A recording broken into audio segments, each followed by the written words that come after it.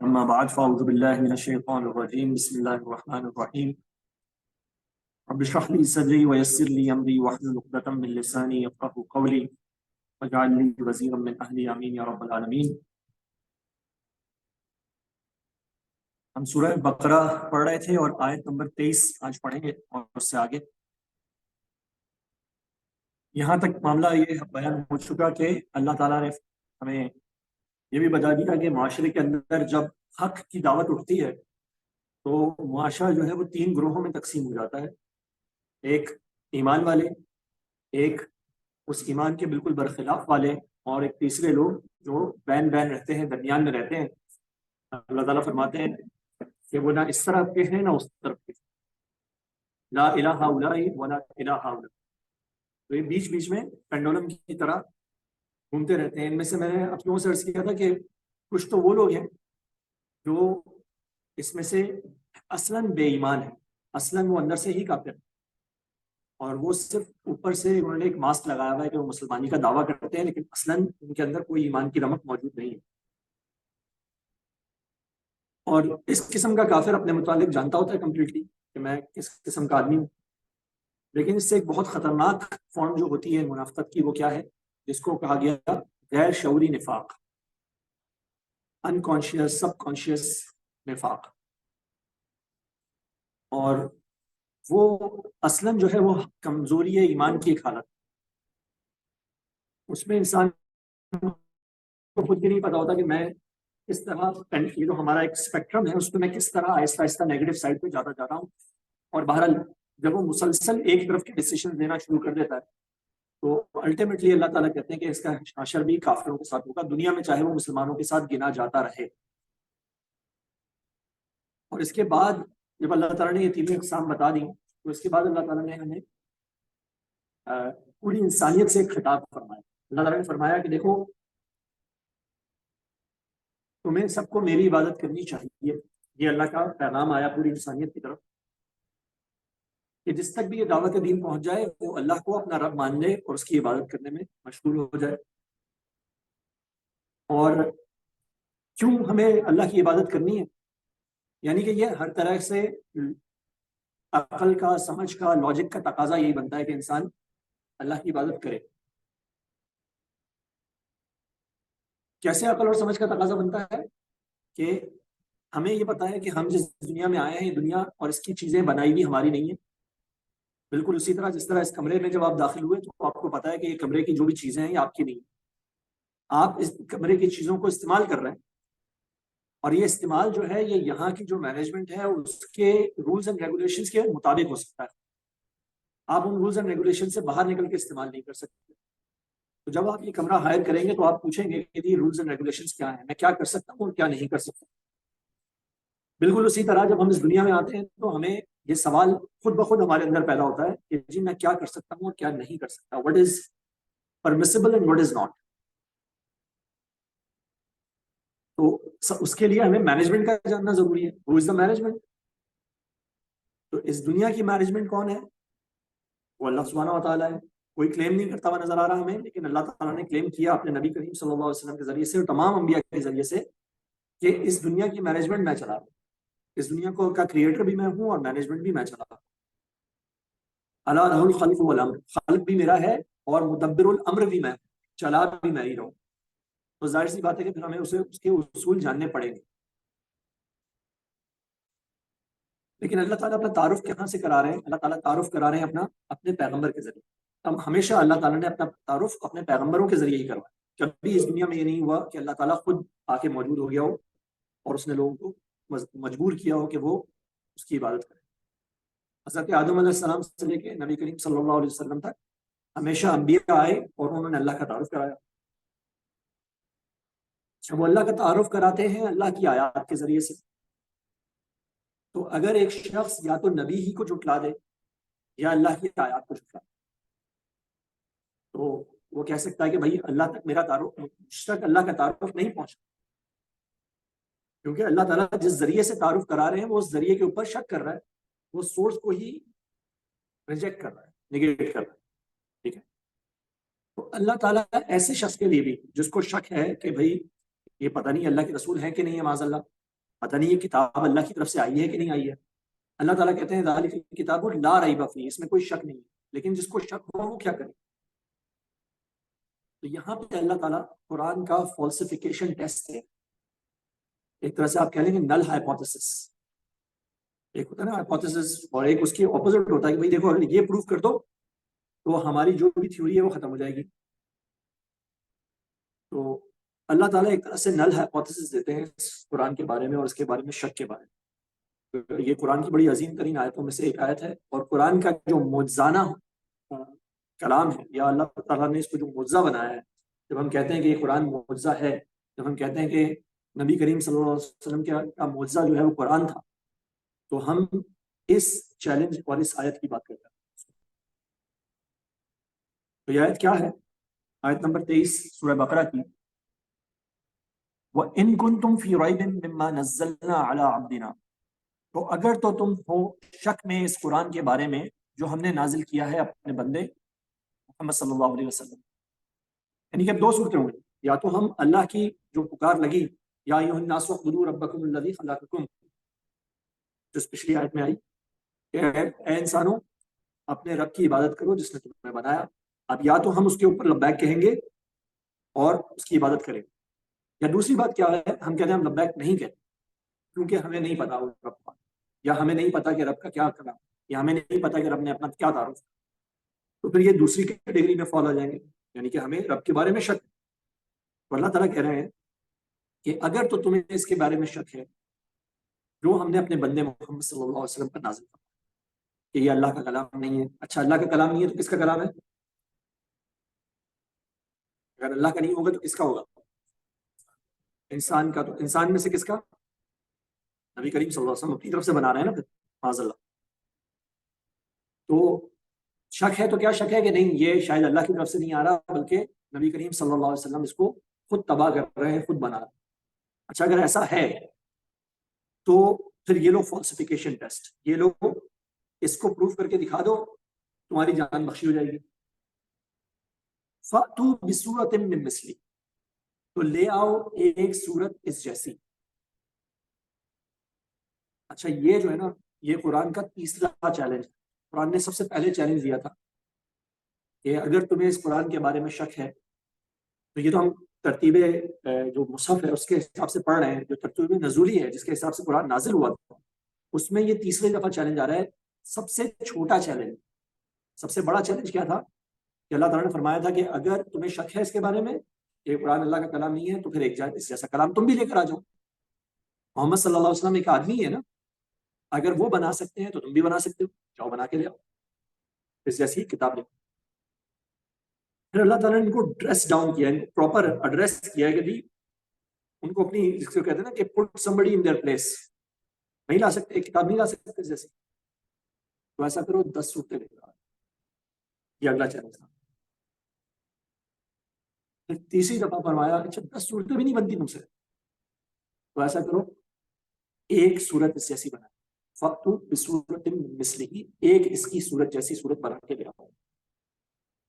اچھا محمد صلی اللہ علیہ وسلم تو ایک آدمی ہے جو یہ کلام بیان کر رہے ہیں، تم کیا کرو وَادْعُوا شُهَدَاءَكُم مِّن دُونِ اللَّهِ، تم اللہ کے سوا جن مددگاروں کو بلانا چاہتے ہو بلا لو، کیونکہ اللہ کہہ رہا ہے یہ میرا کلام ہے، اب میرے علاوہ تم جس کو بلانا چاہتے ہو بلا لو، ان کنتم صادقین، اگر تو تم سچے ہو. اس سے آگے اللہ تعالیٰ نے فرمایا، اور یہ لہجہ کس کا ہے جب دیکھیں کہ کس قسم کا لہجہ ہے، یہ لہجہ ہے خدا کا لہجہ. فَإِن لَمْ تَفْعَلُوا، تو اگر تم ایسا نہ کر سکو، وَلَن تَفْعَلُوا، اور تم ایسا کر نہیں سکو گے. آپ سوچئے مکہ میں بیٹھے ہوئے، اب یہ مدینہ ہے عرب، لیکن اسی صحرائے عرب کے اندر کہیں بیٹھے ہوئے یہ کلام جو نازل ہو رہا ہے، اور اس کے ارد بڑی بڑی امپائرز ہیں، رومن امپائر ہے، بائزنٹین امپائر ہے، ادھر پرشین امپائر ہے، اس کے آگے چلے جائیں تو پوری انڈین ایک تہذیب ہے بہت بڑی. اور عرب کے اندر تہذیب کے نام پر بس بہت چھوٹی چھوٹی چیزیں، بہرحال پوئٹری ان کے ہاں بڑی اعلیٰ جو ہے نا وہ لیول کی ہوتی ہے. لیکن اللہ تعالیٰ کہہ رہے ہیں، اور یہ چیلنج ان سب کے لیے نہیں تھا خالی، رہتی دنیا تک یہ چیلنج ہے قرآن. فَإِن لَمْ تَفْعَلُوا، اگر تم ایسا نہ کر سکو، وَلَن تَفْعَلُوا، تم ہرگز ایسا نہیں کر سکو گے. تو پھر کیا کرو؟ تو پھر فَاتَّقُوا النَّارَ الَّتِي وَقُودُهَا النَّاسُ وَالْحِجَارَةُ، تو ڈر جاؤ اس آگ سے جس کا ایندھن ہوں گے پتھر اور انسان. اعدت للکافرین، ان کافروں کے لیے تیار کی گئی ہے جنہوں نے اللہ کے کلام سے انکار کیا. تو تمہارے پاس اور پوری انسانیت کے پاس یہ دو چوائسز ہیں. یہ دو چوائسز دیکھیں بالکل اسی طرح کی چوائسز ہیں. حضرت موسیٰ علیہ السلام فرعون کے دربار میں جاتے ہیں اور کہتے ہیں دیکھو میں رب العالمین کا بھیجا ہوں. کہتے ہیں کون رب العالمین؟ رب العالمین جس نے سب کو بتایا. اچھا کوئی نشانی لے کر آئے ہو؟ حضرت موسیٰ علیہ السلام اپنا عصا ڈال دیتے. کہتا بھائی تم جادوگر. اچھا ٹھیک ہے، ہم بھی اپنے جادوگر بلائیں گے. ٹھیک ہے، let's show down begin. Show down کرواتے ہیں جی. اب جب شو ڈاؤن ہو جاتا ہے تو جادوگر سجدے میں گر جاتا ہے. اور السحرۃ ساجدین، سب کے سب سجدے میں گر گئے. اور ارد گرد کے جو لوگ بیٹھے ہیں ان میں سے بھی تو کچھ لوگ کچھ سجدے میں گرے ہوں گے. جادوگروں کو تو ہمیں بتا دیا گیا. لیکن اب اس معجزے کو دیکھنے کے بعد سب کے پاس ایک بائنری چوائس ہے، یا تو ایمان لاؤ یا پھر آگ کے لیے تیار ہو جاؤ. یہی چوائس ہمیں اس معجزے کے بعد دی کہ تم دو میں سے ایک بات کر سکتے، یا تو اس کتاب پر ایمان لے اور اگر نہیں لاتے تو اس کتاب کو جھوٹا ثابت کر دو. یہ کتاب کتنی فراغ دل کتاب ہے. ہم وہ کہتے ہیں مسلمان جو ہے نا بڑے تنگ دل ہیں یا بڑے بیکورڈ ہیں یا بڑے کیا ورڈ ہوتا ہے جی وہ کنزرویٹو ہیں. یہ کتاب کہیں چھپ کے چیلنج نہیں کر رہی، کہیں کتاب کے اندر کسی بڑی مبہم سے الفاظ کے اندر یہ بات نہیں لکھی گئی. یہ کتاب کے دوسرے صفحے کے اوپر بڑے واضح الفاظ میں لکھا ہوا ہے کتاب کو نہیں ماننا چاہتے تو یہ لو تمہاری چوائس، اس کتاب کو جھٹلا دو. اور وہ جھٹلانے کا طریقہ کیا ہے؟ اب تم سے پوری کتاب بھی نہیں مانگتے، تم سے 10 صورتیں بھی نہیں مانگتے، ایک صورت اس جیسی بنا دی. علماء نے فرمایا کہ یہ ایک صورت جو ہے نا، یہ سورہ بقرہ ضروری نہیں ہے تو یہ آیت سورہ بقرہ میں، لیکن یہ ایک سورہ جو ہے وہ سورہ کوثر بھی. قرآن کی سب سے چھوٹی سورہ، 10 الفاظ ہیں اس کے اندر، 10 الفاظ ہیں. اور ان 10 الفاظ کے برابر اگر ایک کوئی سورہ بنا دے اس جیسی تو قرآن کا چیلنج پورا ہو جائے. اچھا تو قرآن کا چیلنج، لیکن ہم دیکھتے ہیں کہ اب 1450 سال ہوئے قرآن کے اوپر ہر طرح سے حملے ہوئے، مسلمانوں کے اوپر ہر طرح سے حملے ہوئے. اگر اسی زمانے میں چلے جائیے تو مشرکین مکہ نے مسلمانوں کو ٹارچر کیا، پرسیکیوٹ کیا، ہجرت پہ مجبور کر دیا، ان کا مال و اسباب چھین لیا، قتل کر دیا، شہید کر دیا، اور اس کے بعد ان سے جنگیں کی، ان کا سوشل بائیکاٹ کر دیا، ان کا اکنامک بائیکاٹ کر دیا. یہ سارے کام کیے انہوں نے. نہیں کیا تو کیا کام نہیں کیا؟ وہ ایک چیلنج جو اللہ تعالیٰ نے کیا کہ بھائی اس جیسی ایک صورت لے کر آ لو. تو اس جیسی صورت کو کیوں نہیں لا سکتے؟ دیکھیں عرب جو ہے، عرب کا ایک مطلب ہے بولنے والا، اور عجم کا ایک مطلب ہے گونگا. تو یہ اپنے آپ کو کہتے تھے ہم بولنے والے، ہم زبان آور، اور باقی کی دنیا ہمارے مقابلے میں. تو ان کے ہاں یہ دو لٹریری فارمز جو تھیں یہ سب سے بڑی تھیں اصناف ادب جو تھیں. وہ کیا تھی؟ ایک شاعری اور ایک خطابت. تو خطیب بڑے زبردست تھے، اور شاعری ان کی جو ہے جس کو جاہلیت کی شاعری کہا جاتا ہے، یہ بھی اپنے ایک پیک لیول پہ تھی. اور شاعروں کی باقاعدہ پوجا ہوا کرتی تھی، شاعروں کو سجدہ کیا جاتا. خانہ کعبہ کے اندر ان کے ہاں مقابلے ہوتے تھے، اور اس مقابلے میں جو پوئٹ جیتتا تھا اس کی شاعری خانہ کعبہ کے اندر لٹکائی جاتی تھی. اور 7 وہ ایسے پوئٹس تھے جن کا کلام خانہ کعبہ میں لٹکا ہوا تھا، ان کو کہا جاتا ہے سبع معلقہ، 7 لٹکائے ہوئے. تو 7 لٹکائے ہوئے شاعر.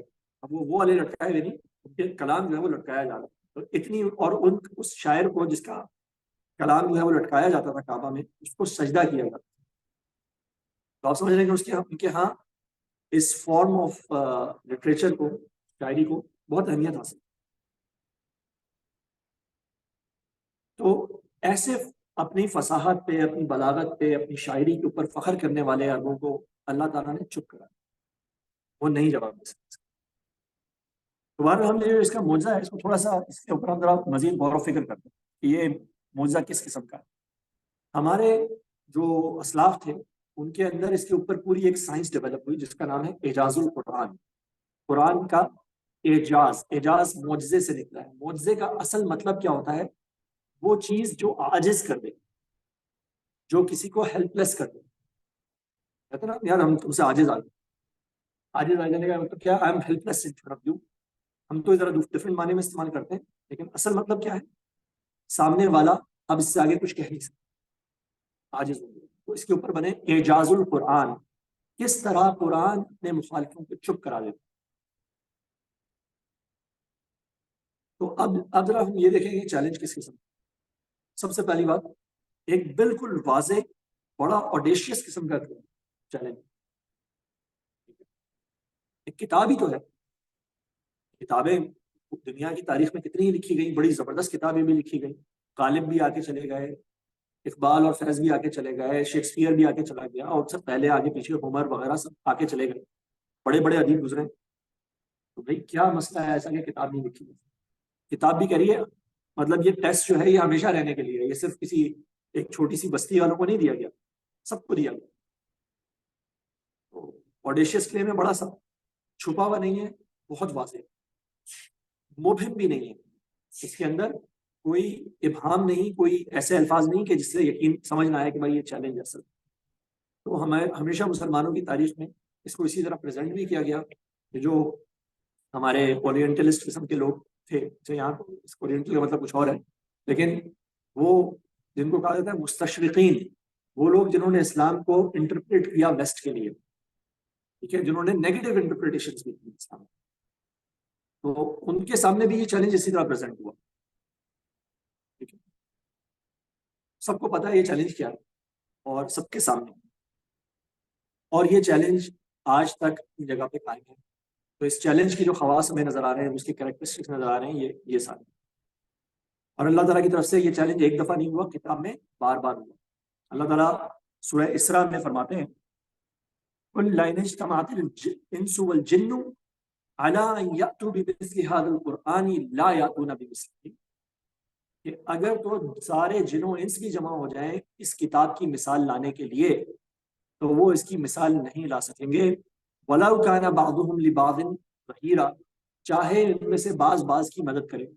اچھا، ان کے اندر یہ بھی ایک آئیڈیا تھا حکیم کے اندر کہ یہ جو بڑے شاعر ہوتے ہیں نا، ان کے اوپر جنات بھی آتے ہیں. وہ جس کو کہتے ہیں نا کیفیت طاری ہو جانا، یہ بڑے بڑے آرٹسٹ جو ہوتے ہیں ان کے اوپر ایک کیفیت طاری ہوتی ہے، یا جس کو آمد ہونا کہتے ہیں.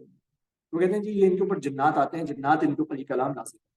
اللہ تعالیٰ کہتے ہیں تم جنات لے آؤ، تم اپنے جادوگر لے کر آ جاؤ، تم اپنے آپس میں سارے کے سارے جمع کر لو، یہ سب ایک دوسرے کی مدد کریں گے بھی، تب بھی یہ چیلنج پورا ہونے والا نہیں. تو واشگاف چیلنج ہے. اس کا نتیجہ کیا نظر آ رہا ہے کہ میں نے جیسے آپ سے کہا سب کچھ انہوں نے کیا، قتل کیا، شہید کیا، مارا، لڑائیاں کی، بوائیکاٹس کیے، یہ والا کام نہیں کیا. اچھا، تب بھی ان سے یہ بات ہوتی تھی. اچھا، یہ اس کی جو قرآن کے معجزانہ ایسپیکٹ تھے، اس کو سمجھ ہر کوئی رہا تھا. تبھی یہ کہتے تھے کہ جی جب قرآن پڑھا جائے تو شور کر، تاکہ یہ جو جادوگرانہ قسم کے الفاظ ہیں یہ آپ کے کانوں میں نہ جائیں، کیونکہ یہ کانوں میں پڑھیں گے تو آپ پر جادو ہو جائے گا، آپ پہ سحر ہو جائے گا. تو what are they saying basically, یہ جو بھی چیز ہے یہ ایک سپر نیچرل چیز، یہ ایک مافوق الفطرت چیز ہے، انسان کا بنایا ہوا کلام. وہ جو مشہور آیات ہیں ولید بن مغیرہ کے بارے میں کہا جاتا ہے کہ اس نے جب اس سے مشورہ ہو رہا تھا، یہ بہت بڑا ان کا سردار تھا اور شاعری میں بڑا ایکسپرٹ تھا. تو اس سے جب مشورہ ہوا کہ بھائی محمد صلی اللہ علیہ وسلم کو ہم کیسے ان کو چپ کرائیں، ان کی دعوت کو کیسے کم کریں، تو اس نے کہا، لوگوں نے کہا کہ جی ہم ان کے کلام کو شاعری کہیں گے. تو کہتے ہیں دیکھو بھائی، عرب اتنے بیوقوف ہیں، عرب شاعری کو جانتے ہیں، ان کی گھٹی میں شاعری ہے، اور تم سب میں شاعری کو سب سے زیادہ میں جانتا ہوں، مجھے پتا ہے کہ یہ شاعری نہیں ہے، کوئی تمہاری بات نہیں. وہ کہتے ہیں اچھا چلے ہم اس کو کہانت کہیں گے. کہانت یعنی کہ وہ جو ان کے ہاں کاہن، جو کیا کہتے ہیں جی ان کو، سیئرز بھی ہیں. صحیح ہے، میرے خیال سے قریبی ترین ترجمہ شاید یہی بنے لیکن ان کے لیے کچھ ایک ذرا سا چلے، نجومی کو کاہن نہیں کہہ سکتے، اس کے لیے زیادہ تر ورڈ پریسٹ یوز ہو جاتا ہے، لیکن بہرحال زبانی تنگی ہے اور ابھی میرے ذہن میں لفظ نہیں آ رہا. تو بہرحال یہ کاہن ہے، تو کاہن کیا کرتے ہیں، بڑبڑاتے ہیں، کچھ ادھر ادھر کی باتیں کرتے ہیں، ان میں سے کچھ باتیں میک سینس کر جاتی ہیں، کچھ زیادہ تر نہیں کرتی ہیں، لوگ خود ہی ان میں سے مطلب نکال لیتے ہیں، اور آخرکار وہ کاہن صاحب کی دکان چلتی رہتی ہے. اس نے کہا نہیں دیکھو، ہم جانتے ہیں کاہن کس قسم کے لوگ ہوتے ہیں، مجذوب قسم کے لوگ ہوتے ہیں، دیوانے قسم کے لوگ ہوتے ہیں، محمد صلی اللہ علیہ وسلم کی پرسنالٹی پہ کہاں سے تم کہانت طے کرنا.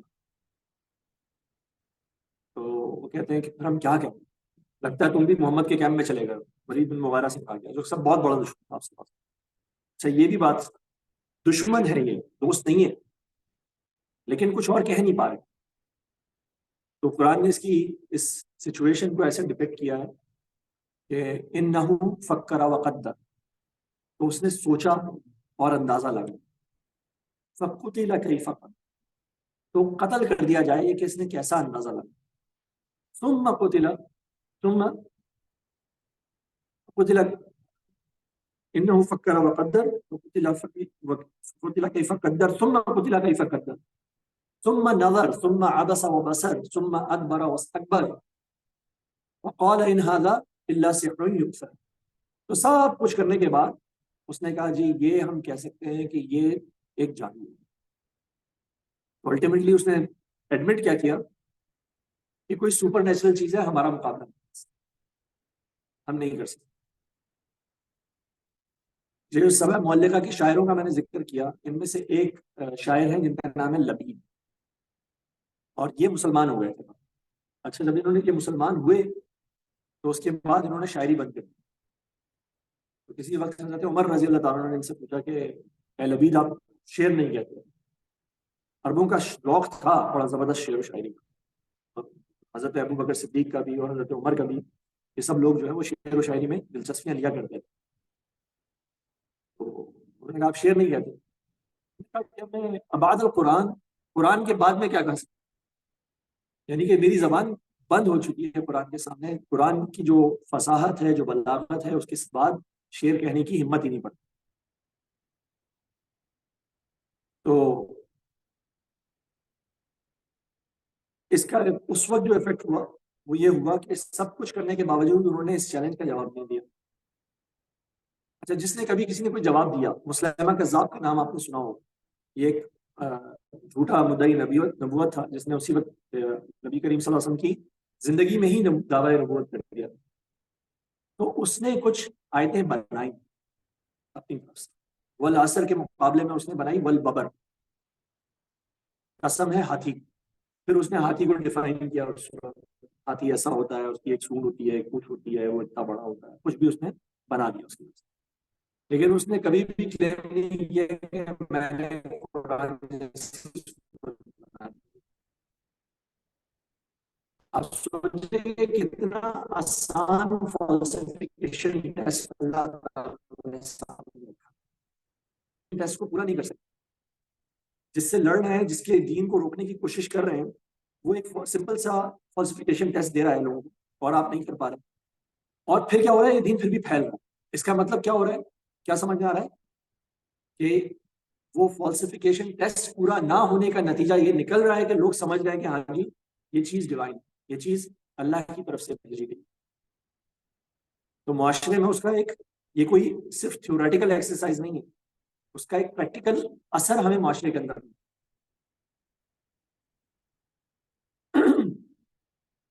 اچھا تو اب ہم تھوڑی سی بات اس بات پہ کر لیتے ہیں کہ بہرحال یہ چیلنج جو ہے یہ پورا ہو کیوں نہیں رہا اور کیوں نہیں ہو سکتا.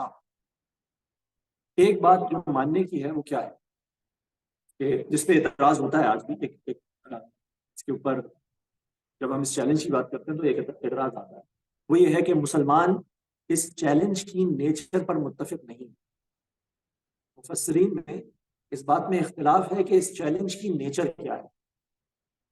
کچھ نے کہا کہ یہ چیلنج جو ہے یہ بالکل ڈیوائن ہے. اللہ تعالیٰ کہہ رہا ہے، جو اللہ تعالیٰ نے کہہ دیا نا کہ ولن تفعلوا، تم کر نہیں سکو گے ایسا، تو اللہ تعالیٰ اس کو روک دیتا ہے، کسی کو کرنے ہی نہیں دیتا. اگر کوئی ایسا کام کرنے کی کوشش کرے گا اس کے ساتھ کچھ ہو جائے گا وغیرہ وغیرہ. اللہ تعالیٰ اس کو اپنی تقدیر کے ذریعے سے اپنے جو اپنی پاورز ہیں، جو اختیار ہے، اس کے ذریعے سے اللہ تعالیٰ اس کو روک دے. تو ایسا کام نہیں ہو سکے. کچھ نے کہا کہ یہ جو ہے اس کی نیچر یہ ہے کہ جس طرح قرآن ہدایت بخشتا ہے، جس طرح قرآن ہمیں ہماری زندگی کے تمام گوشوں کے اندر لیڈ کرتا ہے، بتاتا ہے کہ کیا کرنا ہے کیا نہیں کرنا ہے.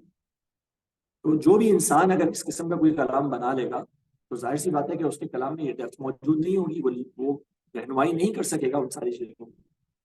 یعنی کہ یہ دونوں جو اعتراضات میں نے آپ کو بتایا، اگر یہ دونوں جو آئیڈیاز بتائے اس معجزے کے متعلق، تو ان دونوں کا مطلب کیا ہے کہ یہ بیسکلی تکوینی سطح پر، تکوین مینس اللہ کے اختیار کے لیول پر اس چیلنج کو پورا کرنے کا سامان دنیا میں موجود تھا ہی نہیں. بس یہ چیلنج اللہ تعالیٰ نے دے دیا اور اللہ تعالیٰ نے کہا کہ تمہیں کرنے کے لیے. لیکن زیادہ تر مفسرین کا اس بات پر اجماع ہے کہ قرآن کا یہ چیلنج جو ہے یہ اس کی فصاحت اور بلاغت کے بارے میں، اس کی ایلوکوینس کے بارے میں، اس کے لٹریری فیچرز کے بارے میں. اس کا مطلب کیا ہے کہ یہ انسان کے بس کی چیز ہے. انسان نے لٹریچر پروڈیوس کیا ہے، انسان میں بہت بڑے بڑے ایلوکوینٹ قسم کے لوگ آتے ہیں، جیسے میں نے جو سارے نام لیے آپ کے سامنے، ادیب آتے ہیں، شعراء آتے ہیں، تو وہ بڑی بڑی زبردست کتابیں لکھتے ہیں، بڑی زبردست پوئٹری کرتے ہیں. تو یہ ایک چیز ہے جو انسان کے ہاتھ میں تو لگتی ہے، اور یہ ایک شعبہ ہے جو انسان کے ہاتھ میں، جو رہنمائی کا شعبہ تھا یا جو چیزیں جو ڈیوائن ہی ہیں وہ تو انسان کے ہاتھ میں نہیں تھی. تو انسان کے پاس وہ ٹولز موجود ہیں، زبان اس کے پاس موجود ہے. عربی اگر ہم ایک رہیں گے ان کو عربی میں یہ کام کرنا، تو ہمیں پتا ہے کہ کرسچن عربز بھی ہوتے ہیں، جیو عربز بھی ہوتے ہیں، اس قسم کے عربز بھی ہیں جو عربک کے پروفیسرز بھی ہوں گے یقیناً، عربک کو بہت ہائی لیول پہ جاننے والے بھی لوگ ہوں گے. تو ان کے پاس تو یہ سارے ٹولز موجود ہیں، وہ چاہیں تو یہ اٹیمپٹ کر سکتے ہیں. تو یہ چیلنج ان کے لیے آج اسٹینڈنگ چیلنج ہے کہ وہ یہ کام کر کے دکھائیں. تو اب یہ لیکن کام ہوتا کیوں؟ تو کچھ حضرات نے کہا کہ دیکھیں قرآن جو ہے وہ الفاظ تو یوز کرتا ہے عربک کے، لیٹرز تو یوز ہوتے ہیں عربک کے، لیکن قرآن جو زبان استعمال کر رہا ہے وہ کہتے ہیں کہ وہ عربک ہے ہی نہیں. یعنی کہ اس کا اعجاز ہے، یہ اس کا ایک معجزہ ہے. یا اس سے بھی پیچھے چلے جائیے، یہ جو فارمس تھی نا لٹریری فارمس، تو لٹریری فارمس میں سب سے بڑی بڑی فارمس کیا ہوتی ہے؟ ایک ادب کی جو صنف ہوتی ہے، فارم ہوتی ہے، وہ ہے پوئٹری. اچھا قرآن کو ہم دیکھتے ہیں تو ہمیں اس میں ایک پوئٹک فیچر نظر آتا ہے، کہیں ردم ہے، قافیے ہیں، ٹھیک ہے، تو یہ پوئٹری کے فیچر. پھر ایک ہوتا ہے جس کو کہتے ہیں پروز لٹریچر، جو نثر جسے کہتے ہیں، ایک نظم ہے تو ایک نثر ہے. نثر میں کیا ہوتا ہے؟ نثر میں بڑے گہرے آئیڈیاز پیش ہوتے ہیں سینٹینسز کی شکل میں. قرآن میں ہمیں نثر کا بھی ایک ایلیمنٹ نظر آتا ہے، لیکن قرآن کا جانرا، کوئی قرآن کی صنف ہے وہ کوئی ڈیفائنڈ صنف ہے ہی نہیں. لٹریچر میں یہ صنف ایگزسٹ نہیں کرتی. تو جو انسان جب بھی کوئی کلام کرے گا تو وہ ہمیشہ لٹریچر کی کسی ایک صنف کو استعمال کرے گا. وہ تقریر ہوگی، وہ تحریر ہوگی، وہ نثر ہوگی، وہ نظم ہوگی، وہ نظم کی بھی کوئی خاص فارم ہوگی. ٹھیک ہے، نظم میں نظم بھی ہوتی ہے، غزل بھی ہوتی ہے، ربائی بھی ہوتی ہے، مسدس بھی ہوتی ہے. یہ ساری چیزیں سنیے آپ نے، مسدس حالی. قرآن ان ساری فارمز کو بریک کر کے ایک نیا جانرا، ایک نئی صنف بن جاتا ہے جو کہ قرآن ہے. تو انسان جب بھی کلام کرے گا وہ اپنی کسی نہ کسی صنف کے اندر. دوسری چیز، قرآن جب اپنے آئیڈیاز پریزنٹ کرتا ہے تو عربز کہتے ہیں کہ as if it's not Arabic, یہ عربک کی بات ہی نہیں ہو رہی. لگتا ہے کہ الفاظ عربک کے ہیں لیکن لگتا ہے کہ کسی اور زبان میں بات. یہ بھی قرآن کے اعجاز میں سے ایک اعجاز ہے. تو انسان اس کو ریپلیکیٹ کر ہی نہیں پاتا، اس اسٹائل کو، اس ڈکشن کو جو اللہ تعالیٰ فالو کرتے ہیں. تو وہ اللہ کی کا علم.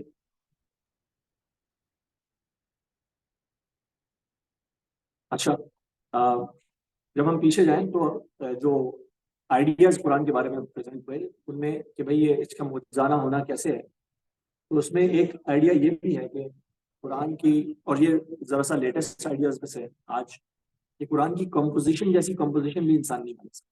اور سمجھ لیں کہ یہ جو میں نے ابھی آپ کے سامنے آئیڈیا بیان کیا نا، کہ یہ صنف کو اور زبان کو بریک کر دیتا، تو اسی طرح یہ کمپوزیشنز کیسے ہوتی ہیں. ایک بک ہوتی ہے آپ کے پاس، اس میں شروع میں لکھا ہوتا ہے پریفیس، پھر اس کے بعد ہوتی ہے کہ وہ فہرست مضامین ہوتی ہے، انڈیکس ہوتا ہے ٹاپکس کا، پھر اس میں ہر ایک ٹاپک کور ہوتا چلا جاتا ہے، اینڈ تک پہنچتے ہیں تو آپ کو بک کے بارے میں پتہ لگ چکا ہوتا ہے. قرآن اس صنف کی کتاب بھی نہیں، وہ اس جانرا کو بھی بریک کر دیتی ہے. لیکن اب قرآن کے اندر آج پتہ لگ رہا ہے کہ قرآن کے اندر رنگ کمپوزیشن ہے. قرآن کے اندر دائرے بنے ہوئے، اور دائروں کے اندر دائرے بنے ہوئے. یہ دائرے پورے قرآن کے اوپر محیط ہے. آئیڈیاز سرکولر فارم کے اندر پریزنٹ ہوتے ہیں، ٹھیک ہے. اور ان سرکلز کے اندر سرکلز ہیں جن کے اندر وہ آئیڈیاز مزید گہرے کیے جا رہے ہیں. اچھا، یہ اب سے پہلے یہ بات نہیں پتا تھی. اب جب کمپیوٹر سے انالیسس ہوتا ہے قرآن کا، تو یہ آپ نے سنی ہوگی نا باتیں کہ قرآن میں اتنی دفعہ زمین کا ذکر ہے، اتنی دفعہ خشکی کا، اتنی دفعہ تری کا ذکر ہے، اتنی دفعہ جنت، اتنی دفعہ جہنم کا ذکر ہے. یہ تو اب میتھمیٹیکل فارمولاز ہیں. یہ اس سے پہلے لوگوں نے اس چیزوں پہ کام نہیں کیا. تو وہ کہتے ہیں کہ قرآن کا جو میریکل ہے وہ میتھمیٹیکل بھی ہے، وہ اس کے کمپوزیشن لیول پر بھی ہے، اور یہ سب باتیں اپنی اپنی جگہ درست. ٹھیک ہے. تو قرآن کا جو چیلنج کا لیول ہے یہ کوئی ایک لیول نہیں، لیکن اس کے باوجود بھی اچھا. تو دیکھیں اعتراض کیا ہو رہا تھا. یہ بات تھوڑی سی کمپلیکس ہو رہی ہے، میں ذرا کوشش کرتا ہوں اس کو آپ کو ذرا سا سمجھانے کہ اعتراض کیا ہے ان کا، آبجیکشن کیا ہے قرآن پہ، قرآن کے اس چیلنج پہ. کہ جی اس آبجیکشن کی جو میٹرکس ہیں، اس آبجیکشن کو یا جو فیکٹرز ہیں وہ ڈیفائنڈ نہیں. ہم اگر اس چیلنج کو پورا کرنا چاہیں تو کس فیکٹر کو رکھتے ہوئے اس چیلنج کو پورا کریں. کیونکہ ہم چیلنج کو پورا کریں گے تو آپ کہیں گے اس کے اندر گائیڈنس نہیں ہے، تو پھر ہم چیلنج کو پورا کر ہی نہیں پائیں گے. تو اب ہم کہہ رہے ہیں کہ اس میں جتنی بھی ہم نے ابھی فارمز بیان کی، یہ سارے چیلنجز اس کے اندر موجود ہیں. لیکن اب ان میں سے جو سب سے ویزیبل اور سب سے اویلیبل چیلنج ہے وہ ہے اس کا لٹریری چیلنج. رنگ کمپوزیشن آپ نہیں بنا سکتے، اسپیشلی جب ایک کتاب بولی جا رہی ہے. آپ سمجھ رہے ہیں یہ بذات خود کتنا بڑا میریکل ہے. نبی کریم صلی اللہ علیہ وسلم کتاب کو پڑھ رہے ہیں، کتاب لکھی ہوئی فارم میں موجود نہیں ہے ابھی. اور بولتے وقت، تقریر کے وقت، میں ابھی آپ سے سامنے بات کر رہا ہوں، میرے سامنے میرے نوٹس بھی لکھے ہوئے ہیں، میں اگر نوٹس کو پڑھوں گا تو میں ایک خاص اسٹرکچر میں جاؤں گا. لیکن میں جب آپ سے بات کرتا ہوں تو میرے وہ اسٹرکچر اس انداز میں موجود نہیں ہے. میں اپنے الفاظ ایگزیکٹلی وہ فالو نہیں کر رہا جو میں نے لکھے. یہ کتاب بولی جا رہی ہے، یہ کلام کیا جا رہا ہے، اور اس کے باوجود اس کے اسٹرکچر کے اندر وہ ساری باتیں موجود ہیں جو میں نے آپ سے عرض کی ہیں. وہ رنگ کمپوزیشنز ہیں، وہ آئیڈیاز کا بالکل اپنی جگہ پہ درست ہونا ہے. اور جو ابھی ہم اس کے لٹریری فارم کے اندر دیکھیں گے، اس کے اندر جو ریٹوریکل فیچرز، بات زیادہ مشکل تو نہیں ہو رہی ہے. مجھے آپ لوگوں کی طرف سے ذرا سا لگ رہا ہے کہ ہم زیادہ دیکھ رہے ہیں. جی، اب وہ فصاحت اور بلاغت کی ہی چیلنج پہ ہم آ رہے ہیں. جی. اب جو موسٹ اویلیبل چیلنج ہے وہ فصاحت اور بلاغت کا ہی ہے. ہم اس کی بات کرتے ہیں کہ پہلی بات تو وہ ہو گئی کہ الفاظ ہیں عربک کے، لیکن عربز کہتے ہیں نہیں، یہ زبان جو ہے یہ اس طرح سے ہم آئیڈیاز پریزنٹ کرتے ہی نہیں، کر ہی نہیں سکتے اپنی زبان.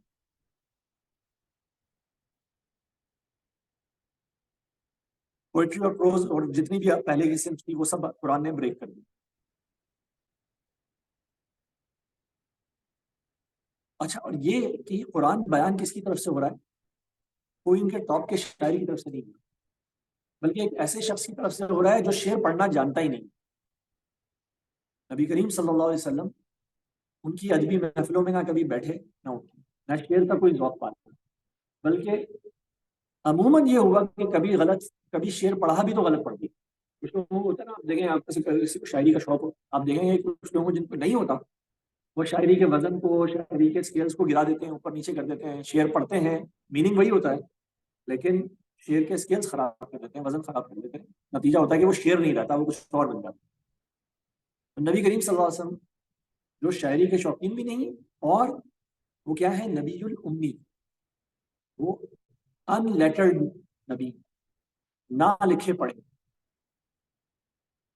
تو ایسا بھی نہیں کہ کہیں بیٹھ کے انہوں نے وہ اپنی شاعری لکھی ہو پہلے، تو یہ اس کو اور موزانہ بنا دیا۔ اور جب یہ ورڈ اسپوکن ہے تو اس کا مطلب کیا ہے، یہ ورڈ ایڈٹ نہیں ہے۔ اسٹرکچر کے لیے آپ بھی اپنا کوئی ایک سمجھیں کہ آپ لیکچر بنانے جا رہے ہوں، پریزنٹیشن بنانے جا رہے ہوں، آپ لکھنا شروع کرتے ہیں، پھر آپ بولتے ہیں نہیں یار ایک ہیڈنگ اس کے اوپر ڈالیں گے، پھر آپ کہتے ہیں اس کو اچھا 2 میں تقسیم کر دیں، پھر اس طرح سے ہم اس کو مسلسل ایڈٹ کرتے ہیں تو وہ ایک چیز بنتی ہے۔ جبکہ جب قرآن بتایا جا رہا ہے اسی وقت نبی کریم صلی اللہ علیہ وسلم حفظ کر رہے ہیں، اسی وقت صحابہ کو بتا رہے ہیں اور صحابہ حفظ کر رہے ہیں، تو قرآن اسپوکن ورڈ ہے، ان ایڈیٹڈ۔ تو جب کوئی لٹرلی ماسٹر پیس ہوتا ہے، آپ سوچیے کہ کیا شیکسپیئر نے اپنا ناول جو لکھا ہوگا وہ ایک سائڈ سے اسٹارٹ کر کے دوسری سائڈ پہ نہیں لیا ہوگا، اسٹارٹ کیا ہوگا، اور بلکہ یہ تو ایک بہت کامن پریکٹس ہے، کسی بھی چھوٹے سے چھوٹے لٹریری پیس کی پروف ریڈنگ کی جاتی ہے، ٹھیک ہے؟ اس کا رائٹر، اس کا پوئٹ خود بھی پروف ریڈ کرتا ہے، پھر وہ 5-6 آگے لوگوں کو دیتا ہے پروف ریڈ کرنے کے لیے کہ بھائی، اور وہ 5-6 لوگ اس تحریر کے اندر یا اس کی شاعری کے اندر جو ہے وہ اس کو اصلاح کرتے ہیں، کہتے ہیں کہ اس ورڈ کی جگہ یہاں پہ یہ استعمال ہو جائے، یہ سینٹینس اس طرح سے چھوڑ سکتا ہے۔ قرآن از فری آف ایڈیٹنگ، تو یہ اس کے موزانہ پن کو اور اس کی فصاحت اور بلاغت کو اور نمایاں کرتا ہے۔ اچھا جی، تو اب کیا ہے کہ یہ سورہ، ہم نے عرض کیا کہ یہ جو چیلنج ہے یہ سورہ کوثر کا چیلنج بھی ہو سکتا ہے۔ سورہ کوثر قرآن کی سب سے چھوٹی سورہ ہے، 10 الفاظ کے اوپر مشتمل ہے، اور ان 10 الفاظ کے اندر اگر ہم اسی کو چیلنج دیں، سمجھے کہ اب ہم اسی کے اوپر فوکس کر دیتے ہیں کہ چیلنج یہ ہے کہ سورہ کوثر بنا، کیونکہ اگر سورہ کوثر نہیں بنتی تو سورہ بقرہ تو بنا سکنا پاسبل نہیں۔ تو ہم کیا کر رہے ہیں، ہم اس چیلنج کے بھی لوئسٹ ڈینومینیٹر کو چن رہے ہیں، اور وہ ہے سورہ کوثر۔ تو یہ سورہ کوثر کا چیلنج جب لٹریری فارم میں بیان ہوا تو میں آپ کے سامنے بیان کر رہا ہوں۔ چیلنج یہ ہے، here is the challenge: take 10 words in any language, formulated into 3 lines or verses, and add any propositions or linguistic particles you see fit. ابھی تک سب کچھ آپ کے ہاتھ میں۔ Produce at least 27 rhetorical devices and literary features. اب یہ جو فصاحت اور بلاغت کی بات ہے، فصاحت اور بلاغت جس کو انگلش میں کہتے ہیں سائنس آف ریٹورک، یہ سائنس، ٹھیک ہے، اس کو پڑھا جاتا ہے، اور اس کے اندر اس کے کمپوننٹس کیا ہیں جن کو کہا جاتا ہے فیچرز یا لٹریری ڈیوائسز یا ریٹوریکل ڈیوائسز۔ ریٹوریکل ڈیوائسز کیا ہوتے ہیں؟ For example, rhetorical device can be stress. آپ ایک جملہ بولتے ہیں دس از دا بک، اور ہم کہتے ہیں دس از دا بک، اور کبھی ہم کہتے ہیں دس از دا بک، دس از دا بک۔ جہاں پہ اسٹریس ہو رہا ہے اس کی وجہ سے سینٹینس کا مطلب چینج ہو رہا ہے۔ This is one of the rhetorical devices.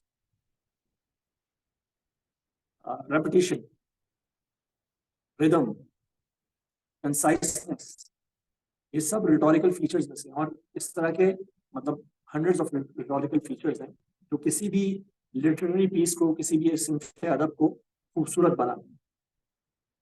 سورہ کوثر کے اندر وہ کہہ رہے ہیں کہ 27 ریٹوریکل فیچرز 10 الفاظ کے اندر استعمال ہیں۔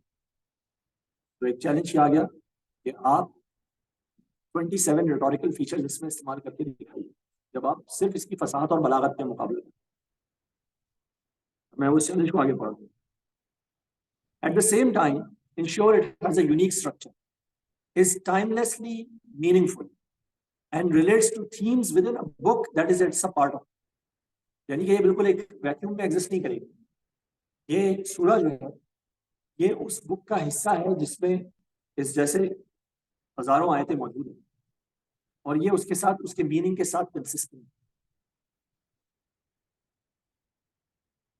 तो जो बुक है the size of which is over 70,000 words, ये 10 वर्ड्स हैं, वो 70,000 वर्ड्स का पार्ट है और उसके साथ consistent. Make sure 4 of its words are unique and, यानी कि अब इसमें 4 ऐसे लफ्ज हैं सूरह के अंदर जो बाकी ये कुरान में 70,000 अल्फाज में, ये 10 लफ्ज हैं 70,000 अल्फाज में कहीं एक भी जगह दोहराए नहीं। अब हम देखें, हमें ऑफिस वगैरह में भी हम ये एक्सपीरियंस करते हैं, लोग जब बात करते हैं मीटिंग्स वगैरह में तो सबके अपने अपने वर्ड्स होते हैं जिससे वो शुरू करते हैं, सबके कुछ पेट वर्ड्स होते हैं, ठीक है, जो वो बार बार इस्तेमाल करते हैं, चाहे वो हेंस हो, चाहे वो देयरफॉर हो, चाहे वो ऑल आई वांट टू से इज या what I mean is to से इज दिस होता है। इंसान रेपिटेशन करता है। इस छोटी सी सूरह के अंदर 4 ऐसे अल्फाज हैं जो 70,000 अल्फाज के अंदर दोहराए नहीं गए दोबारा। Ensure each line or verse ends with a rhyme created by words with the most optimal meanings. Rhyme है। अच्छा अब देखें, ये यहाँ से फसाहत और बलागत का एक और इलाका शुरू हो गया। रिटोरिकल फीचर्स जो हैं इनमें आपस में कॉन्ट्रडिक्शन होती है। मिसाल के तौर पे, अच्छा चले इस तरह से मिसाल लें, एक साहब ने कुरान का तर्जुमा लिखा, ऐसा तर्जुमा जिसके अंदर पूरे तर्जुमे में ऐसे अल्फाज इस्तेमाल नहीं हुए, ऐसे हर्फ इस्तेमाल नहीं हुए जिनमें नुक्ते होते हैं। हमारे यहाँ मुस्लिम स्कॉलरशिप के अंदर इस बात को बड़ा एक मकाम है। एक साहब ने पूरे कुरान का तर्जुमा लिखा, तर्जुमा में ते भी है जीम भी है, जिन दोनों में नुक्ते मौजूद हैं, ठीक है। उन्होंने एक तर्जुमा लिखा कुरान का जिसमें पूरे कुरान के तर्जुमे में ऐसे हुरूफ इस्तेमाल हुए जिनमें नुक्ता नहीं आता। Big deal? लेकिन मैं कहता हूं कि ये गलत बात, क्योंकि क्या करना पड़ा होगा, अब लफ्ज का मतलब तो कुछ और है, लेकिन चूंकि इनको उसका एक ऐसा सिनोनिम, ऐसा मुतरादिफ ढूंढना पड़ेगा जिसमें नुक्ते नहीं होते, तो उनको उस लफ्ज के मतलब पर कॉम्प्रोमाइज करना पड़ेगा। यस, तो किसी चीज में ब्यूटी होती है या उसमें मीनिंग होता है। ब्यूटी और मीनिंग के दरमियान कहीं ना कहीं एक कॉम्प्रोमाइज एग्जिस्ट करता है। जो फिलोसफिकल डिस्कशंस होती हैं उनमें मीनिंग्स होते हैं, बहुत ज्यादा डेप्थ होती है, लेकिन वो कैसी होती है? खूबसूरत होती हैं डिस्कशंस, इंतहाई बोरिंग होती है, ठीक है। तो अच्छा, ये अब रिटोरिकल फीचर्स की कॉन्ट्रडिक्शन आपके सामने आ गई। Either something can have depth और ब्यूटी। ब्यूटी की तरफ जाएंगे तो डेप्थ कॉम्प्रोमाइज हो जाएगी, डेप्थ की तरफ जाएंगे तो ब्यूटी कॉम्प्रोमाइज हो जाएगी। एक और एग्जांपल ले लें, कोई चीज या तो कंसाइज होती है या वेल एक्सप्लेन होती है। वेल एक्सप्लेन होगी तो कंसाइज नहीं होगी, अनवाइस होता है। उर्दू में शायरी में एक फॉर्म होती है, शायद आप लोगों ने कभी 9 मैट्रिक के अंदर आपको याद हो, जब आप लोग लिख रहे थे कि शायर इस शेर में ये कहता है, तो उसमें एक चीज इस्तेमाल हुई थी, उसको कहा था सहले मुमतना। किसी को याद? याद? कोई बात नहीं। सहले मुमतना, इतनी आसान के मना हो जाए कोई चीज, जो किसी चीज से रोक दे, इतना आसान किसी चीज को बयान कर दिया जाए कि वो कोई और प्रोड्यूस ना कर सके। तो उर्दू शायरी के कुछ अशार लोग कहते हैं कि ये सहले मुमतना है, इससे ज्यादा सिंप्लीफाई चीज हो नहीं सकती।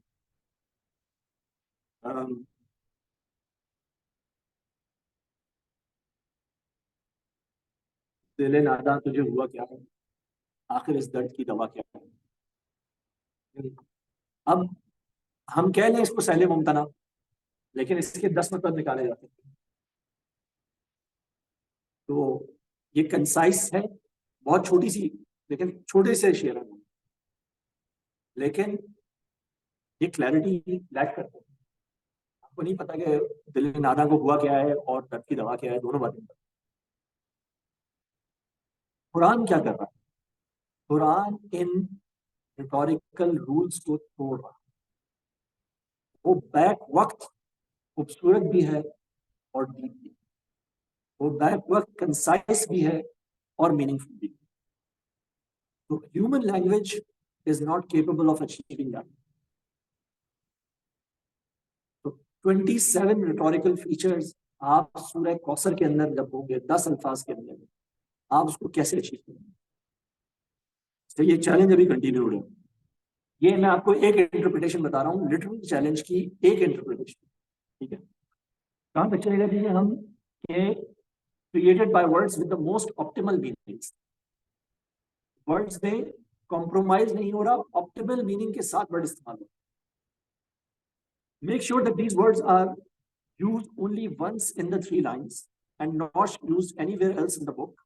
Ensure that these 3 lines concisely and eloquently semantically mirror the chapter before it, and they must formulate a profound response to an unplanned set of circumstances.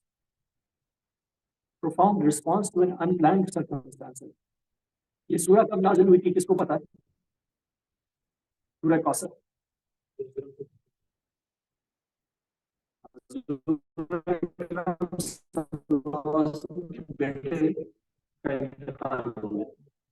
ایک انپلانڈ ایونٹ ہے، کوئی اس کو پلان نہیں ہے.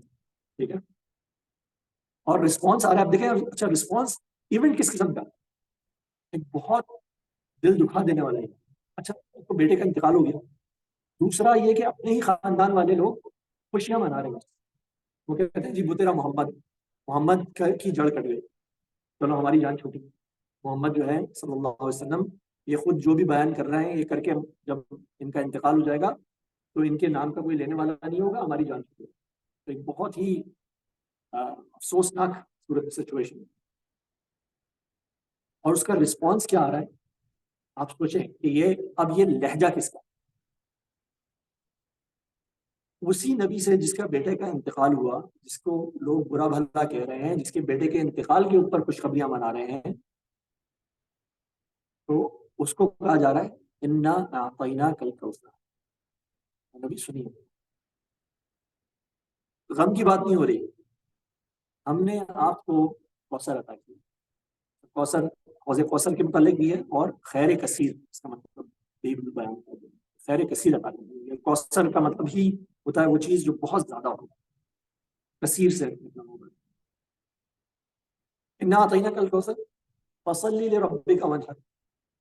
جب آپ ہمارے اوپر ہمیں ایک ہوتی ہے نا بریومنٹ لیو ملتی ہے، جب ہمارے کوئی آس پاس والا بہت ہو جائے تو چھٹی ملتی ہے آفس سے، بریومنٹ لیو کہتے ہیں اس کو.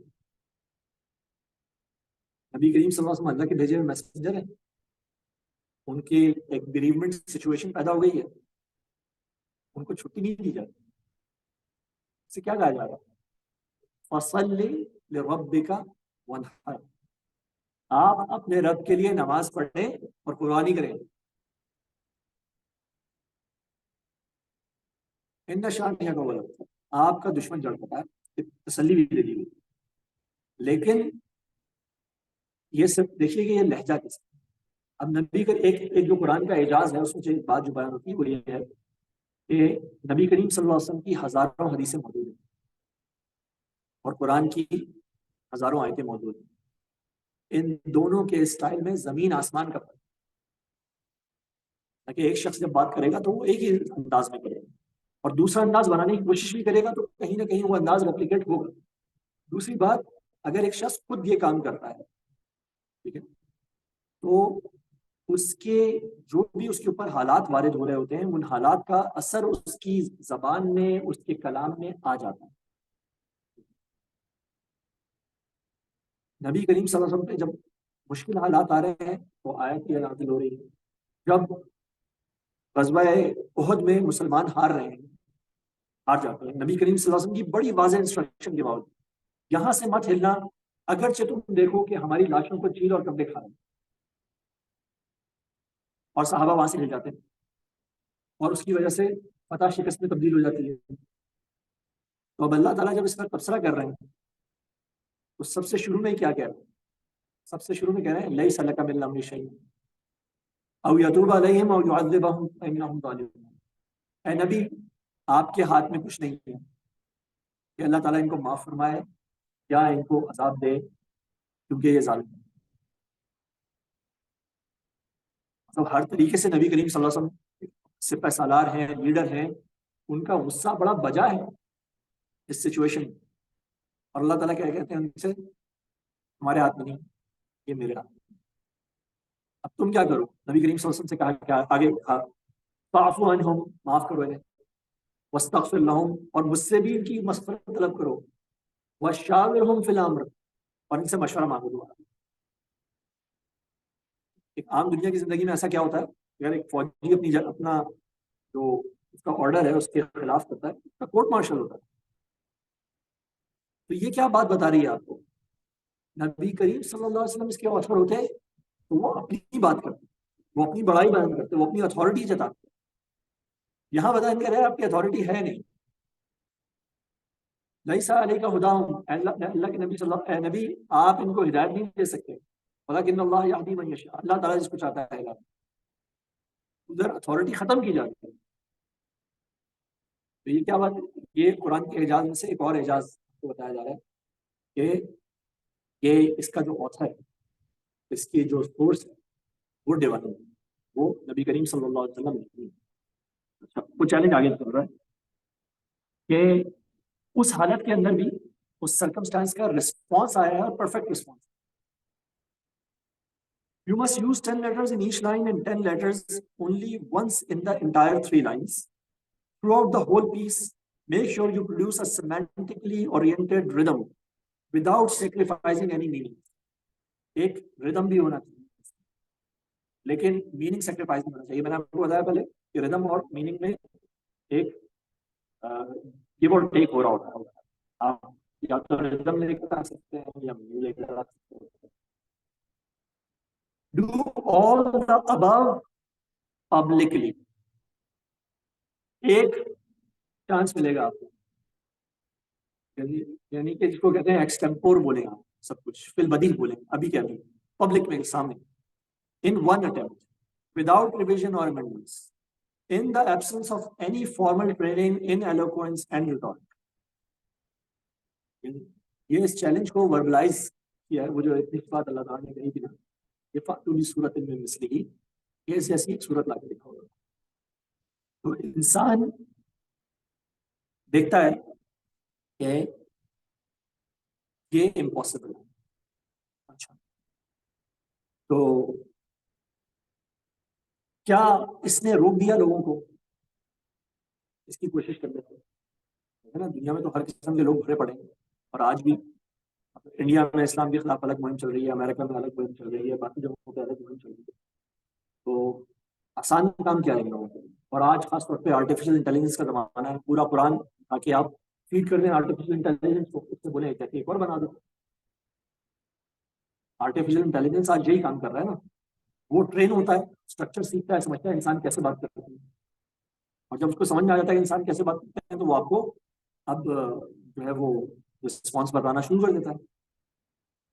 بلکہ اس میں مزے کی بات یہ ہے کہ غالباً مائکروسافٹ نے اپنا جو شروع میں آرٹیفیشیل انٹیلیجنس لانچ کی تھی نا اپنی، لیکن 2023 کے شروع میں یا 2022 کے اینڈ میں دسمبر 2022 میں یہ artificial chat G P T جو ہے وہ لانچ ہوا تھا. اسی کے آگے پیچھے مختلف چیٹ باٹس جو ویب سائٹوں میں جو کچھ ہوتا ہے نا کہ how can I help you, وہ لانچ ہوئے تھے. تو اس میں جو ایک چیٹ باٹ غالباً مائکروسافٹ نے لانچ کیا تھا جو کہ آرٹیفیشیل انٹیلیجنس کا تھا، وہ ایک دن کے اندر ریسسٹ ہو گیا. اس نے جو ہے نا وہ کالوں کو برا بھلا کہنا شروع کر دیا. کیوں؟ وہ سیکھ کس سے رہا تھا؟ لوگوں سے. تو اس نے کہا جی لوگ جو یہ بتا رہے ہیں مجھے اس کے حساب سے کالے برے ہوتے ہیں، بلیک امریکنز جو ہیں وہ برے لوگ ہیں. تو وہ ریسسٹ ہو گیا، ان کو شٹ ڈاؤن کرنا پڑ گیا. 2-3 دن کے اندر اپنا چیٹ باٹ بند کرنا پڑ گیا. ٹھیک ہے جی. تو اب وہ پورا ذخیرہ جو کتابوں کا ہے وہ یہ چیٹ GPT اور اس طرح کے جتنے بھی آرٹیفیشل انٹیلیجنس سسٹم ہیں یہ پڑھ چکے ہیں، اور قرآن بھی پڑھ چکے، حدیث بھی پڑھ چکے، اور قرآن کی تفاسیر جتنی عربک میں، اردو میں، انگلش میں لکھی جا چکی ہیں، یہ سب پڑھ چکے ہیں. اور ان سے کہہ دیں آپ پروڈیوس کر دو سورہ لائک دس، ایک سورہ بنا دو ایسی، تو کیا ہوگا؟ وہ نہیں بنا سکتے گا. اللہ کا تو چیلنج ہے کہ نہیں بنا سکتے. اچھا، اگر ابھی آپ چیٹ GPT پہ لکھیں گے نا یہ بات کہ مجھے قرآن کی ایک سورہ جیسی بنا دو، تو وہ آپ کو منع کر دے گا. وہ کچھ اس قسم کی اسٹیٹمنٹ دے گا آپ کو کہ قرآن جو ہے وہ ڈیوائن انسپریشن ہے اور is believed to be divine inspiration, so I as a language model cannot replicate this. لیکن اور ہمارے بولے سے بھائی لوگ جو ہیں وہ اس کو قرآن کے معجزے کے طور پہ جا کے پریزنٹ کرنا شروع کر دیتے ہیں. اس کو یہ سکھایا جا رہا ہے، اس کے گارڈ ریلز لگائی جا رہی ہیں کہ تم یہ بات نہ کرو، جب تم سے اس قسم کا کوشچن کیا جائے تو اس کا جواب نہ دو، تاکہ of course اس کی وجہ سے لیگل اور سوشل امپلیکیشنز نہ پیدا ہوں. تو دیکھیں، حضرت موسیٰ علیہ السلام کا ذکر آیا تھا پہلے. حضرت موسیٰ علیہ السلام جب فرعون کے دربار میں پہنچے تھے نا، اور وہ جو جادوگروں سے مقابلہ ہوا تھا، تو جادوگروں نے اپنی چھڑیاں پھینکی تو وہ سانپ بن گئی. تو اللہ تعالیٰ حضرت موسیٰ علیہ السلام سے کہتے ہیں یا موسیٰ لا تخف، یا موسیٰ ڈرو مت. تو ڈر کس قسم کا تھا؟ ایک تو وہ سانپ بن گئے تھے، اور دوسرا ڈر کیا تھا کہ حضرت موسیٰ کہہ رہے ہیں کہ بھائی میں تو وہاں سے چلا تھا فرعون کو دعوت دینے، اللہ تعالیٰ نے مجھے ایک عصا دیا تھا کہ عصا زمین پر ڈالوں تو عصا بن جاتا، اور کہا تھا یہ نشانی دکھا دینا جا کے اس کو. اب یہ نشانی تو یہ سامنے ہزاروں جادوگر کھڑے ہیں، سب نے دکھا دی، تو میں کیا کروں گا اس کے مقابلے؟ ٹھیک ہے. تو اللہ تعالیٰ نے ان کو کہا یا موسیٰ داتا، موسیٰ ڈرو اور ڈالو جو تمہارے ہاتھ میں، اس کو زمین پہ ڈالو. تو ہوا کیا، اس معجزے نے ان کے جادو کو نگل لیا، اس کو تلف کر دیا. تو ہمارے لیے بھی آج یہی بات کہ ہم بھی ڈرے نہیں. اللہ کا جو معجزہ ہے وہ ہمارے سامنے ہے. اللہ نے بتایا یہ معجزہ، ہم ڈالیں اس کو پریزنٹ کرنے والے بتائیں. اور یاد رکھیں کہ یہ جس طرح معجزہ، دیکھیں حضرت موسیٰ کے واقعے پہ چلے جاتے بعد، جادوگر جو حضرت موسیٰ کا مقابلہ کر رہے تھے ان کا ایمان کتنا تھا مقابلہ کرنے سے پہلے؟ 0 ایمان تھا. مقابلہ کرنے کے بعد کتنا ایمان تھا؟ 100. کیسے پتہ چلتا 100 ایمان ہے؟ صحیح میں تو ہم بھی گر جاتے ہیں، ہمارا کہاں سے سوال. جب فرعون نے کہا کہ میں تمہیں قتل کر دوں گا تو انہوں نے کہا ہم اپنے رب کی طرف لوٹنے والے ہیں، کوئی مشکل نہیں، تم جو کرو گے وہ ہمیں اس دنیا کی زندگی میں. تو اب یہ ایمان کیسا ہے؟ 100 ایمان، 0 to 100 ایمان. یہ ایمان کیسے حاصل ہوا؟ انہوں نے معجزے کا مشاہدہ کیا. معجزے کا مشاہدہ، جو وہاں پہ لوگ کھڑے تھے، جو اسپیکٹیٹرز تھے، انہوں نے بھی تو کیا ہوگا. تو آپ سمجھیں کہ یہ وہ فیلڈ ہے، وہ ارینا ہے جس کے اندر معجزہ حضرت موسیٰ علیہ السلام حضرت کا ان جادوگروں سے مقابلہ ہو رہا ہے. اس میں لوگ کھڑے ہوئے ہیں، ٹھیک ہے. آپ پہلی رو میں کھڑے ہوئے، آپ نے کیا دیکھا؟ آپ نے دیکھا 2 ٹیمز ہیں، ایک طرف موسیٰ اور ہارون ہے ٹیم اے، اور دوسری طرف جادوگر ہے ٹیم بی. مقابلہ ہو رہا ہے اور کون جیت گیا؟ میں جیت گئی. تو یہاں پہ جب فٹ بال کے ورلڈ کپ ہو رہا تھا ہم نے دیکھا کہ ٹیمیں جیت رہی ہیں، ہار رہی ہیں، تو ہم نے کیا ٹیموں کے جیتنے ہارنے پر سجدے کر دیے؟ ٹیم ایک جیتتی ہے ایک ہارتی ہے. دیکھا تو ہم نے یہی کہ دونوں طرف سے ایک ہی قسم کا مقابلہ ہوا. انہوں نے بھی سانپ بنائے، انہوں نے بھی سانپ بنا دیا. ان کا سانپ بڑا تھا تو یہ جیت گئے. لیکن ایز اے اسپیکٹیٹر میرے اوپر کیا حجت بنتی ہے؟ میرے اوپر حجت یہ بنی، جادوگر سجدے میں گر گئے. تو جادوگروں نے یہ سمجھا نا کہ یہ جو ہم دکھا رہے ہیں وہ جادو ہے، جو یہ دکھا رہا ہے یہ جادو نہیں، یہ کچھ اور ہے. وہ کہتے ہیں آمنا برب موسیٰ و ہارون، یا آمنا، ہم لوگ ایمان لے کر آ گئے موسیٰ اور ہارون کے رب، کیونکہ یہ اس نے جو دکھایا ہے ہمیں پتا ہے کہ یہ جادو نہیں. صحیح ہے. تو میرے لیے لیکن دلیل کیا بنی ایز اے اسپیکٹیٹر؟ جادوگروں کا ایمان. تو میرا ایمان 0 تو کہاں جائے گا؟ मेरा भी 0 to 100 होगा, 50, 60, 70 होगा। क्यों?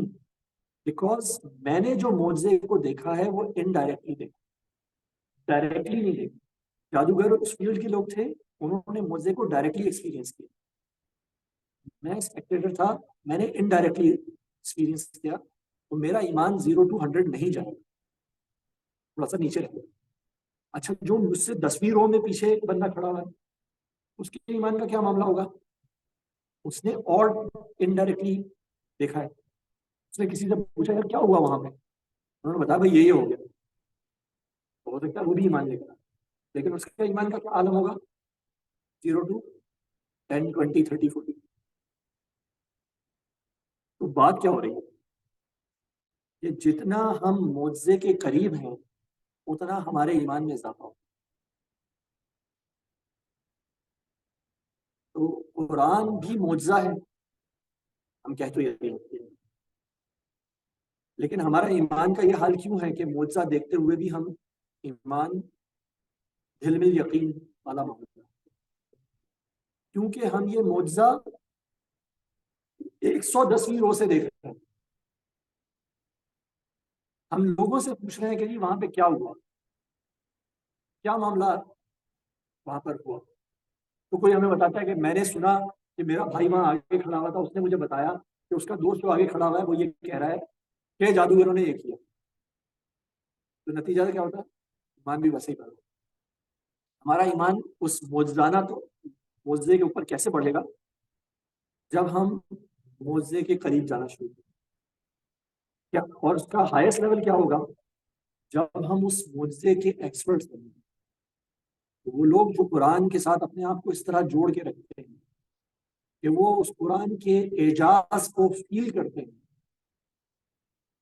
तो आपने बहुत से शयूख के बयान सुने होंगे, वो बयान करते हुए वो बोलते हैं कि ये आयत मैंने सुनी तो मैं हैरान हो गया, ये आयत मैंने सुनी तो मैं हैरान हो गया। एक शेख बयान कर रहे थे, कहते वो लंदन में थे और वो कहते हैं कि मैं जहाँ पे था ना वहाँ सामने मुझे मतलब पूरा एक ग्लास, जो बड़े ग्लास वाले अपार्टमेंट्स होते हैं, मैं उधर था और न्यू ईयर ईव थी। और वहाँ पे जो ना न्यू ईयर ईव पे वो सेलिब्रेशन हो रही होती है, वो सामने बिल्कुल मेरे सामने हो रही है। तो मैंने ये चीज़ 3-4 दफ़ा एक्सपीरियंस की।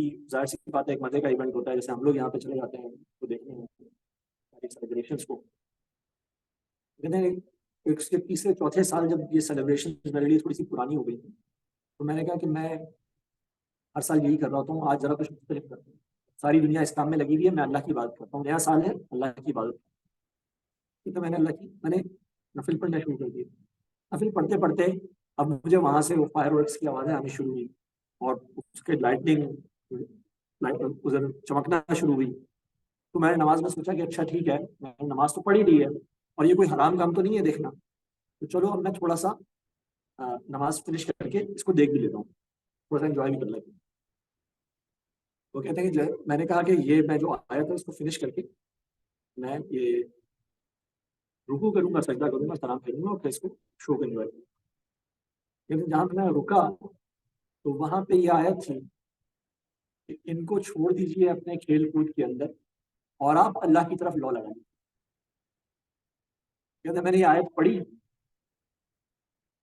तो मुझे ये लगा कि अल्लाह मुझसे बात कर रहा है, अल्लाह ताला मुझसे कह रहा है कि इनको छोड़ो, ये काम करो। तो ये उनके लिए तो अच्छा, हमें तो नहीं पता लगेगा, हम जब ये आयत पढ़ लेंगे तो हम तो शायद इस आयत से पढ़ते हुए गुजर जाएंगे और हम वही काम करेंगे तो हमने करना था। क्यों? ये कुरान का जो मौजूदा है वो हमारे ऊपर it didn't open itself on us because हम इस मौजूदे से दूर खड़े हैं।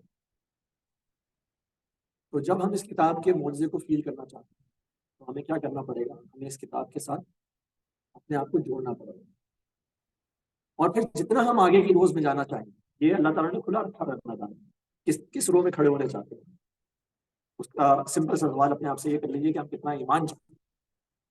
अच्छा, तो हम वापस जाते हैं उसी तरफ जो बात हो रही थी। कुछ लोगों ने सूरत बनाई, जैसे मैंने आपको बताया मुसलमान के अहज़ाब ने बनाई। इसके साथ ही एक और झूठी नबिया भी आई थी, सजाह बिन्त हारिसा, उसने भी अपनी तरफ से आयतें बनानी शुरू की और उसके बाद भी लोगों ने सूरतें आयतें बनाई। और अभी आपको ایک سائٹ ہے جس کا نام ہی اس قسم کا ہے کہ آپ اس پہ جا کے صورتیں کوئی سی بھی صورت جو ہے یعنی کہ انہوں نے جو اپنے نام سے بنائی ہوئی ہیں جو بھی صورتیں تو وہاں پہ بہت ساری صورتیں موجود ہیں. اور آپ بھی پڑھتے ہیں نا کہ جی فلانی کمیونٹی نے ایک نیا قرآن نکال دیا ہے یا عیسائیوں نے ایک نیا قرآن نکال دیا ہے تو اس کو اس ایپ کو آپ ڈاؤن لوڈ مت کیجیے وغیرہ وغیرہ. تو قرآن تو وہ کہہ رہے ہیں پورا قرآن بنا دیا انہوں نے. اللہ کہہ رہا ہے صورت نہیں بنا سکتے وہ قرآن بنا کے بیٹھے ہوئے. تو پھر ہمارا کیا رسپانس ہوگا اس کو؟ دیکھیں آئنسٹائن نے کہا E is equal to MC square. میں کہتا ہوں E is equal to MC cube. تو آپ میری بات مان لیں گے؟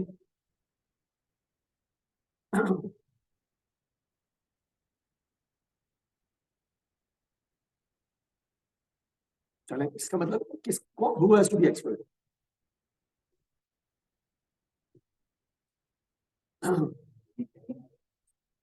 بلیو کرنے والے کو بھی ایکسپرٹ ہونا. یعنی کہ یا تو جادوگر لے کر آؤ ٹھیک ہے جو آپ کی گواہی دے.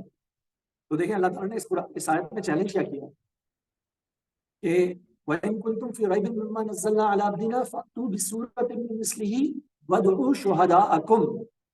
اس کا عام ترجمہ یہی کیا جاتا ہے کہ اور بلا لو اپنے مددگاروں کو. دیکھیں آپ کے پاس کیا ترجمہ ہوا ہے وَادْعُوا شُهَدَاءَكُمْ میں ہم نواؤں کو بلا لو مددگاروں کو بلا لو. لیکن شہداء کسے کہتے ہیں؟ شہادت دینے والے وٹنس کو. ٹھیک ہے اس کے اندر کیا بات ہو رہی ہے ساتھ میں کہ اپنے ایکسپرٹ وٹنس بلاؤ اور بتاؤ کہ وہ مانے ہاں جی یہ کتاب یہ صورت ایسی ہے جیسی اللہ نے بتائی. تو میں اگر ایزی کنٹرول سی کیوں کہوں گا آج تو آپ مجھے بولیں گے بھائی وہ بلیک بورڈ لے کر آئے نا وہ جو آئنسٹائن نے یہ اس تصویر میں ہم دیکھتے ہیں کہ اوپر پوری ایکویشن سالو ہوئی ہوتی ہے اور اینڈ میں لکھا ہوتا ہے جی ایزی کنٹرول سی اسکوائر. تو اگر آپ کو اس کو چینج کرنا ہے تو کسی ایکسپرٹ کو بلائیے اور اس کو پریزنٹ کیجیے. نہیں ہو رہا یہ کام کہیں بھی سائٹوں پہ آپ لکھ کے بھیج رہے ہیں ٹھیک ہے تو کوئی بھی بنا سکتا ہے. میں نے کہا کہ عرب ہیں بہت سارے عرب ہیں جو ملحدین بھی ہیں جو عیسائی بھی ہیں جو یہودی بھی ہیں جو کسی مذہب کو نہ ماننے والے بھی ہیں. تو الفاظ کو ٹانکنا تو ٹانکا جا سکتا ہے لیکن وہ یہ جب چیلنج کریں کہ یہ صورت ہم نے قرآن کی صورت کے مقابل بنائی ہے تو پھر ان سے یہ سارے سوال ہوں گے. ایکسپرٹس کا پینل بیٹھے گا بولے گا ٹھیک ہے جی آپ پروف کریں آپ کی صورت کس طرح کی ہے یہ والا اس میں فیچر ہے کہ نہیں ہے یہ فیچر ہے کہ نہیں ہے. جبکہ یہ جو چیلنج ہم بتا رہے ہیں میں نے آپ سے کہا کہ سارے چیلنجز جو چیلنج ہے سارے ڈائمینشنز ہیں ان میں سے سب سے ایکسیسیبل ڈائمینشن یہ اس کے علاوہ بھی اس کے ڈائمینشن. تو ابھی تو ہم صرف ایکسیسیبل ڈائمینشن کی بات جی کب ہوئے میرے پاس تو چلتا ہوا نظر آ رہا ہے کیا تصویر اور آواز دونوں سے تو یہ تو پھر اس کا مسئلہ ہوگا ہمارے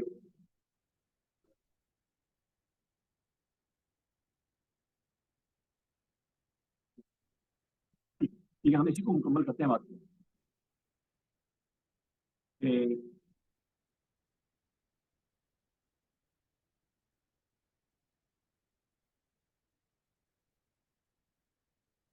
قرآن میں نئے معجزے بھی رونما ہو رہے ہیں ہر وقت. نئے اعجاز القرآن بھی سامنے آتے ہیں. اب ریٹوریکل فیچرز کی بات ہو رہی ہے تو ریٹوریکل فیچرز میں ایک ریٹوریکل فیچر ہے اس کا نام ہے پیلنڈروم. پیلنڈروم کیا ہوتا ہے؟ یہ ایک ایسا سینٹینس ہوتا ہے جس کو آپ سیدھے طرف سے پڑھیں یا الٹی طرف سے پڑھیں یہ اس کا معنی سیم رہتے ہیں اس کے الفاظ سیم رہتے ہیں. لائک اس کی ایک مثال ہے ریس کار. ریس کار جو لفظ ہے اس کو آپ رائٹ ٹو لیفٹ پڑھیں یا لیفٹ ٹو رائٹ پڑھیں یہ سیم رہے گا. اردو میں ایک پیلنڈروم ہے یہ روح پور ہے اس کو الٹا کیجئے تو یہ روح پور ہے ہی بنتا ہے. اس کو کہتے ہیں پیلنڈروم. قرآن میں پیلنڈرومز کیا پیلنڈرومز جنرلی میننگ لیس ہوتا ہے. ریس کار ایک ورڈ لکھا یہ روح پور ہے اچھا اس میں صرف یہ اور ہے جو ہے نا یہ تو اصل ہے. روپ پور ایک پراپر ناؤن ہے. پراپر ناؤن کو آپ جیسے چاہیں شیپ کر دیں, ٹھیک ہے نا. روپ پور کی جگہ اروپ پورا بھی ہو سکتا, تب بھی یہ وہی سیم رہتا. پراپر ناؤن ہے, میں کچھ بھی بنا سکتا ہوں. تو یہ جو سینٹینس ہے یہ روپ پور ہے, یہ ایک میڈ اپ سینٹینس ہے جس کا کوئی معنی نہیں ہے, کوئی میننگ فل کوئی ڈیپتھ والی میننگ نہیں ہے اس کی. ہمیں نہیں پتا تھا کہ قرآن میں بھی پیلنڈرومز ہیں, ہمارے اسلاف کو نہیں پتا تھا کہ قرآن میں. اب جب ہم اس کی سائنٹیفک اور کمپیوٹر لیول پہ اسٹڈیز کرتے ہیں تو ہمیں پتہ لگا کہ قرآن کے اندر پیلنڈروم نہیں ہے. اور یہ پیلنڈرومز دو جگہ ہیں. موسٹ میننگ فل پیلنڈروم ایک ہے سورہ یاسین, جہاں پہ اللہ نے فرمایا کل فی فلک یسبحون, ہر شے اپنی مدد, جو بھی آسمان میں ہے وہ تیر رہا. اس میں سائنٹیفک میننگ بھی ہے. یسبحون گریویٹیشنل ویوز کا کانسیپٹ ابھی پچھلے 10 سالوں کے اندر آیا ہے کہ یہ جو کائنات میں جتنی ہیونلی باڈیز ہیں, یہ جو اجرام فلکی ہیں, یہ ایک تیرنے کی موشن میں ہو. اب سے پہلے ہم لوگ کیا پڑھتے تھے کہ جی دے آر آربٹنگ, ٹھیک ہے, صرف وہ گھوم رہے ہیں, روٹیٹ کر رہے ہیں. اب وہ کہتے ہیں جی یہ باؤنس کر رہے ہیں جیسے تیرتا ہے کوئی. اور پھر انہوں نے کہا کہ یہ کیا ہے, یہ ویوز ہیں جیسے ویوز میں. اور اللہ نے لفظ جو یوز کیا یسبحون. ابھی آپ باہر نکلیں گے تو یہ سوئمنگ پول جو ہے, اگر اس میں عربی میں کہیں کچھ لکھا ہوا ہے تو آپ دیکھیے گا کہ کہاں کیا لکھا ہے. یہ سباحہ ہے, اس میں تیرنے والے سباح ہیں. اللہ نے لفظ یوز کیا یسبحون. یسبحون یہ ہر شے تیر رہی. اچھا یہ دوسرا وہ ہے میرے خیال میں دوسرے کی بات کرتا ہوں. کل فی فلکن, کاف کل سے شروع ہو رہا ہے, فلکن کے کاف پہ ختم ہو رہا ہے. کاف کے بعد لام ہے کلن, اور وہاں پہ فلکن کا لام ہے, تو اس طرف سے بھی پڑھیں گے تو کل بنے گا. ٹھیک ہے, پھر ادھر سے کیا ہے, فی کا فا ہے, ادھر فلک کا فا ہے, اور اس سے آپ بیچ میں آئیں گے تو یا ہے بیچ میں. اور جب اس کی آپ ڈائیگرام بناتے ہیں تو یہ ڈائیگرام بالکل وہ بنتی ہے جس طرح سے پلانٹس آربٹ کر رہے ہوتے ہیں اپنے اپنے مدار. کل فی فلکن, دو طرف آپ کے یہ لیٹرز ہیں, بیچ میں یا ہے جس کے گرد یہ ایکسس کے اوپر روٹیٹ کر رہا ہے. اب یہ میریکل, یہ قرآن کا فیچر نبی کریم صلی اللہ علیہ وسلم نے بھی نہیں بتایا ہمیں. میں نہیں پتا کہ وہ جانتے تھے کہ نہیں جانتے تھے, اللہ تعالیٰ کا کلام ان کے اوپر بتایا جا رہا ہے. صحابہ کو بھی نہیں پتا, تابعین کو بھی نہیں پتا, اسلاف کو بھی نہیں پتا, لیکن یہ فیچر آج ہمارے سامنے آیا, پتہ لگا جناب یہ بھی ایک فیچر ہوتا ہے. دوسری دفعہ یہ سورہ مدثر کے اندر آیا, جہاں اللہ تعالیٰ نے فرمایا وَرَبَّكَ فَكَبِّرْ, اپنے رب کی تکبیر کی. اس کو کبر کا رے اور ربا کا را, را اور را دونوں طرف سے, اور پھر اس کو آپ لوگ خود دیکھ لیجیے گا پورا مدثر کی آیت ہے. تو اس کے جو میریکلز ہیں یہ ہم رونما ہوتے چلے جا رہے ہیں. اس کا میریکل ہے کہ لوگ اللہ تعالیٰ کہہ رہے ہیں اس وقت میں کہ ان لوگوں نے تو یہ حساب لگایا ہوا ہے کہ ہم ان کی ہڈیاں نہیں جمع کر سکتے, اور ہم ان کا پور درست کر دیں گے. اس وقت لوگوں نے کہا جی پور چھوٹی ہڈی ہوتی ہے, اللہ کہہ رہے ہیں ہم چھوٹی ہڈی دلاتے ہیں. آج ہمیں پتہ لگا پور پہ فنگر پرنٹس ہوتے ہیں. یہ فنگر پرنٹس 7.5 ارب لوگوں میں کسی ایک کا میچ نہیں کرے گا, اور یہ 7.5 ارب لوگوں کا ان کے آباء و اجداد کے ساتھ میچ نہیں کرے گا. تو جو 30-40 ارب لوگ اس دنیا میں آ چکے ہیں, ان سب کے فنگر پرنٹس الگ ہیں. اللہ کہہ رہے ہیں میں تمہاری ہڈیاں نہیں جمع کروں گا, میں تمہارے فنگر پرنٹس درست کروں. یہ اعجاز, یہ معجزہ اس سے پہلے نہیں معلوم تھا لوگوں کو. یہ آج سے 100-150 سال پہلے کی information. And so on and so forth, اس طرح کی بہت سی چیزیں معجزات مسلسل رونما ہو رہے ہیں, اور اللہ تعالیٰ کا وعدہ ہے کہ یہ ہوتے رہیں گے. اللہ تعالیٰ نے وعدہ کیا سنریہم آیاتنا فی الآفاق وفی انفسہم حتی یتبین لہم انہ الحق, ہم انہیں اپنی آیات, اپنی نشانیاں دکھاتے رہیں گے آسمانوں میں بھی اور ان کے اپنے اندر بھی. आप में से कोई साइकोलॉजिस्ट, साइकोलॉजी पढ़ी? जो साइकोलॉजी के बाबा आलम है वो है फ्रॉइड, आजकल की जो साइकोलॉजी। फ्रॉइड साहब, फ्रॉइड साहब कहते हैं इंसान के अंदर 3 सेल्फ होते हैं, इड, ईगो और सुपर ईगो। पता है आप लोगों को? आसान जबान में उन्होंने कहा कि इंसान के अंदर एक बच्चा होता है, एक पेरेंट होता है, और एक वो खुद होता है, या एक शऊर कह लो। 3 चीजें होती हैं। कुरान ने भी इन्हीं 3 को डिफाइन किया। एक बच्चा है, बच्चा क्या होता है? बच्चा हर चीज मानता है, मतलब उसको नहीं, वो रात को 2 बजे उठ जाएगा तो उसको नहीं पता माँ बाप कितने थके हुए हैं, उसने जो मचानी है वो मचानी है। ठीक है? तो अल्लाह ताला कहते हैं कि इन नफ्स लअम्मारतुन बिस्सू, तुम्हारे अंदर एक नफ्स है जो तुम्हें बुराई का हुक्म देने वाला है बहुत ज्यादा। वो क्या कहता है? मुझे दो, मुझे खिलाओ, मुझे पिलाओ, मुझे नहीं, मैं नहीं जानता कि मुझे ये हलाल है या हराम है। वो जो अंदर से एक आवाज आती है ना, मुझे सेटिस्फाई करो, मुझे तस्कीन दो। ये कौन है? ये इड, चाइल्ड सेल्फ। इसके मुकाबले में एक पेरेंट सेल्फ होता है जो आप अपने आप को समझाते हैं, मतलब नहीं भाई, इंसान नहीं, सिर्फ नहीं होता, कुछ लोगों का ख्याल करो, कुछ अल्लाह का ख्याल करो, अल्लाह से डरो। तो ये कौन है? ये पेरेंट है। वो भी कहता था ये पेरेंट सेल्फ है। ठीक है? इसको अल्लाह ताला ने कहा नफ्स लवामा, बहुत मलामत करने वाला नफ्स। क्या कर रहा हो? इंसान बनो। ठीक है? और उसके बाद तीसरा उसने कहा ईगो। अच्छा, वो उसको कहते हैं सुपर ईगो, वो जो पेरेंट सेल्फ। बीच में आ गया ईगो। तो हम कहते हैं ना भाई, अपने ईगो को जरा चेक में रखो। अना, शऊर। तो ये है वो शऊर जिससे सवाल है, जो हमें कहा जा रहा है कि आप अपने आप को चेक कीजिए, इन दोनों फोर्सेस को चेक कीजिए। ये आपको इधर लेके जाने के चक्कर में, ये आपको अच्छाई की तरफ बुला रहा है। तो you are the deciding factor in between, you are the शऊर। तो वही एनालिसिस जो अल्लाह ताला ने 1450 साल पहले किया होता है इंसान का, वही एनालिसिस आज जो तकरीबन 150 साल पहले करें, 150 साल से कम अर्सा, उस वक्त फ्रॉइड साहब जो बाबा आदम है मॉडर्न साइकोलॉजी की, उन्होंने की।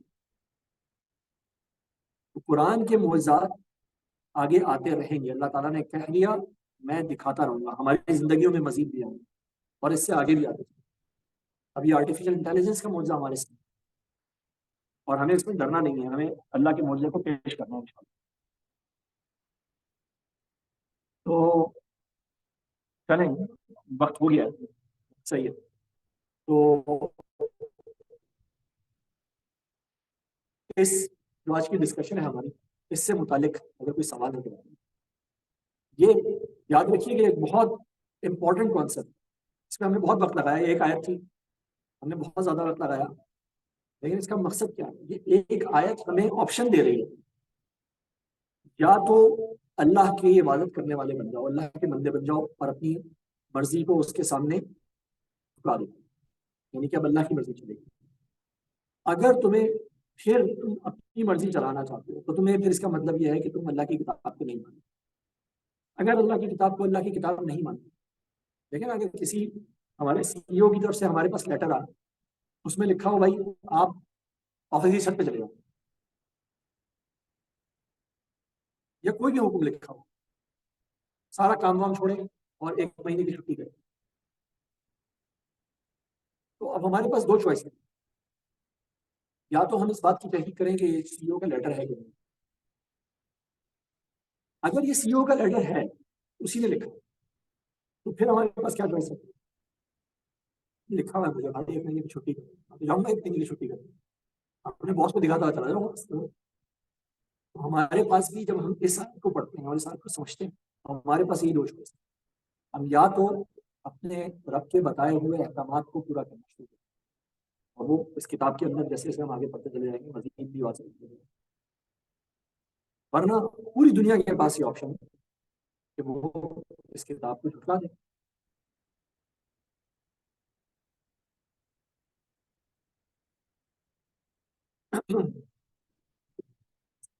जो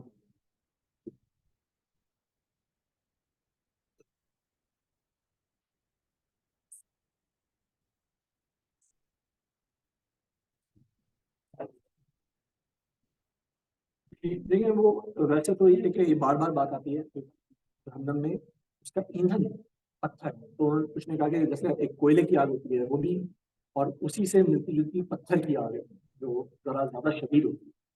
لیکن دوسروں نے یہ بھی کہا کہ یہ جو آئیڈلس وہ بھی اسی میں جاتے ہیں، آئیڈل زمین میں پتھر کے بنے ہوئے ہوتے ہیں، تو اس کی بھی بات.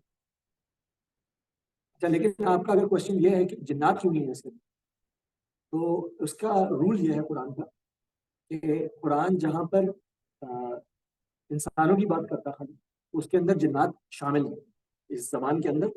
جیسے ہم انگلش میں جب ہم کہتے ہیں نا کہ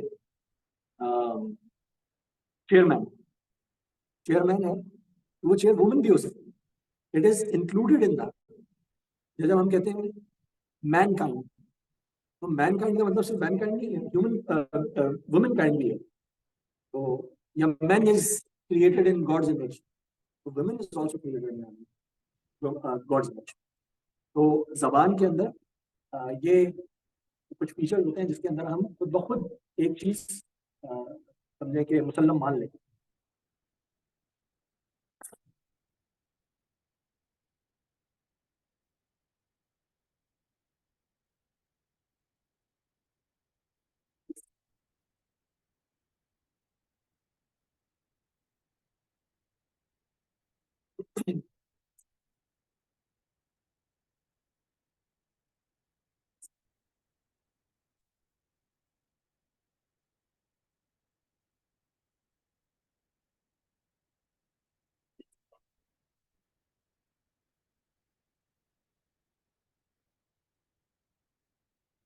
تو میں کوشچن دوہرا دوں کہ یہ جو سورہ ہے جو بنانی ہے اس کے اسٹینڈرڈس کون ڈیفائن کرے.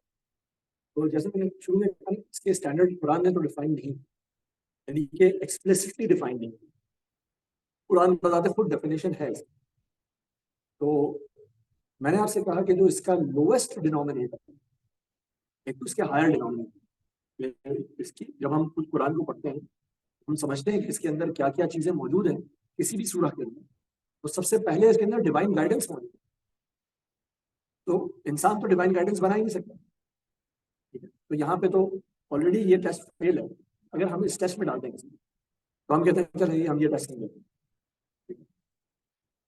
ٹائم لیسنس کا چیلنج موجود ہے کہ جو آپ بات کہہ رہے ہیں یہ ہمیشہ ٹرو ثابت ہوتی رہنی چاہیے. ہم اس کو بھی تھوڑی دیر کے لیے چھوڑیں.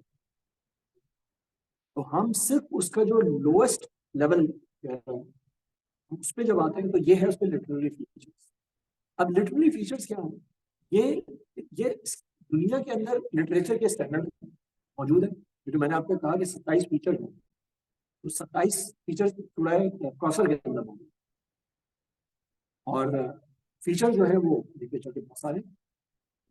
تو ہم خود سے ڈیفائن نہیں کر رہے اور ہم آپ کو ہائر لیول کے اوپر جج بھی نہیں کر رہے. ہم کہہ رہے ہیں یہ جو لوور ڈینومینیٹر ہے، ہم سورہ جب کوثر کو پڑھتے ہیں تو ہم اس کے اندر سے یہ چیزیں نکال سکتے ہیں.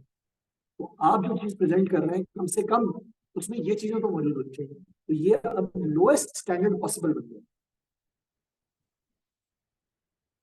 سورہ کوثر سب سے چھوٹی سورہ ہے اور سورہ کوثر کے اندر یہ جو مقامات ہیں یہ ہر انسان جو بھی اس سائنس کو پڑھے گا لکھے گا وہ ان مقامات کو ان پوائنٹس کو سمجھ جائے گا.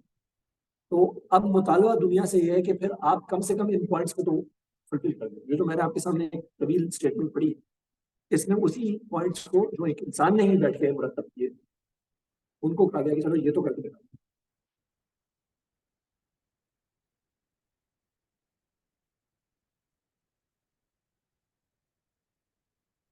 اچھا، ایک کوشچن میں کر دیتا ہوں.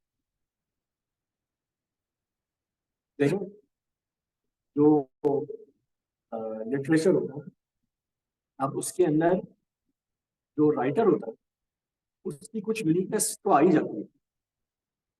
مطلب غالب کا کلام بھی تو غالب کا ہی کلام ہے نا، کوئی اور تو نہیں بنا سکتا. شیکسپیئر کا ناول تو شیکسپیئر کا ہی ناول ہے، کوئی اور تو نہیں بنا سکتا. تو ایگزیکٹلی اگر معاذ اللہ ثم معاذ اللہ ثم معاذ اللہ یہ کلام نبی کریم صلی اللہ علیہ وسلم نے بنایا ہوتا تو بھی اس کو بھی ریپلیکیٹ نہیں کیا جا سکتا. अगर हम कहें कि एग्जैक्टली कलाम नबी करीम सल्लल्लाहु अलैहि वसल्लम के ऊपर जो नाजिल हुआ या जो उनके मुंह से अदा हुआ वैसा नहीं है, जब भी किसी शख्स ने बनाया तो वो कहेगा यार ये तो मतलब शेक्सपियर का कलाम भी नहीं बना सकता कोई, और इसी तरह गालिब और इकबाल का कलाम भी कोई और नहीं बना सकती, नहीं बना सकते, क्या बना सकता आप?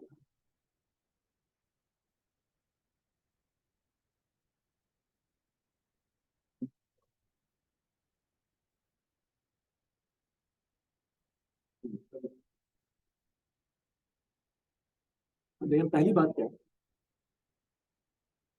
इनका,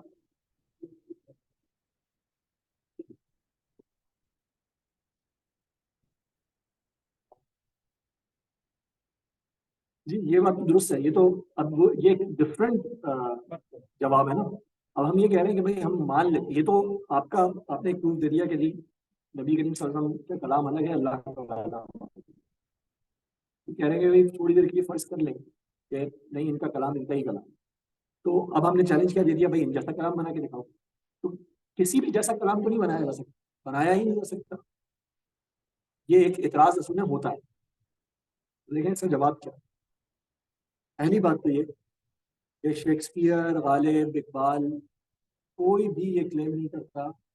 एक तो होता है ना शायराना ताल्ली, ये होती है कि एक जिसको शायराना बड़क कह देना, बड़क समझते हैं? तो उसमें तो लोग बड़ी बड़ी बातें कर रहे हैं, लेकिन सीरियसली कोई शख्स ये नहीं कहता, ये चैलेंज नहीं करता कि मैं जो काम कर रहा हूँ वो काम कोई दूसरा नहीं कर सकता। मैं जिस पाए की शायरी कहूंगा ये शायरी क़यामत के दिन तक कोई नहीं कर सकता। ये कोई भी no buddy in their right mind would say. पहली बात तो वो खुद ही क्लेम नहीं करता। दूसरी बात यह है कि हमने आज इन लोगों को ये मकाम तो दे दिया, लेकिन गालिब की अपने वक्त में क्या इज्जत थी?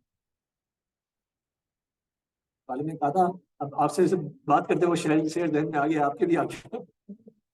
बना है शह का मसाहिब फिरे है इतराता, वगरना शहर में गालिब की आबरू क्या है? हर बात पे तुम कहते हो कि तू क्या है, तुम ही कहो कि ये अंदाज गुफ्तगू क्या है। तो गालिब की आबरू क्या है भाई, वहां पे तो कुछ भी नहीं थी। तो गालिब साहब को कोई जो है वो, और उस वक्त उनके जो हमअसर थे वो उनके बराबर ही समझ जाते थे। मुकाबले होते थे, मुकाबलों में लोग कहते थे कभी ये जीते कभी ये जीते। तो तो क्या है कि ना तो उन्होंने चैलेंज किया गया और ना ही उनका, वही कि जब उन लोग शेक्सपियर के हमअसर भी लोग थे जिनको कहा गया कि भाई ये शेक्सपियर की से भी की तरह लिखते हैं, उनसे भी अच्छा लिखते हैं, उनसे भी बेहतर लिखते हैं। तो ऐसा नहीं है कि उस किसी का कलाम जो है वो रेप्लिकेट ना हो सकता हो, या उस जैसा या उससे अच्छा ना लिखा जा सकता। ठीक है, अपना अपना रंग हर कोई लेके रखेगा, लेकिन इन शुरा के, नदीबों के, इन राइटर्स के अपने अपने वक्त में हमेशा इनके हम असर लोग रहे हैं, और जिनके साथ इनकी चपकलिश भी चलती थी, लड़ाइयाँ भी चलती थी, और एक दूसरे के ऊपर जुमलेबाजी और शेरबाजी भी होती थी। ये शेर जो मैंने अभी आपके सामने पढ़ा है ये उसी शेरबाजी का ही नतीजा है। तो लेकिन अल्लाह का कलाम जो है वो हमें इस मामले में यूनिक नजर।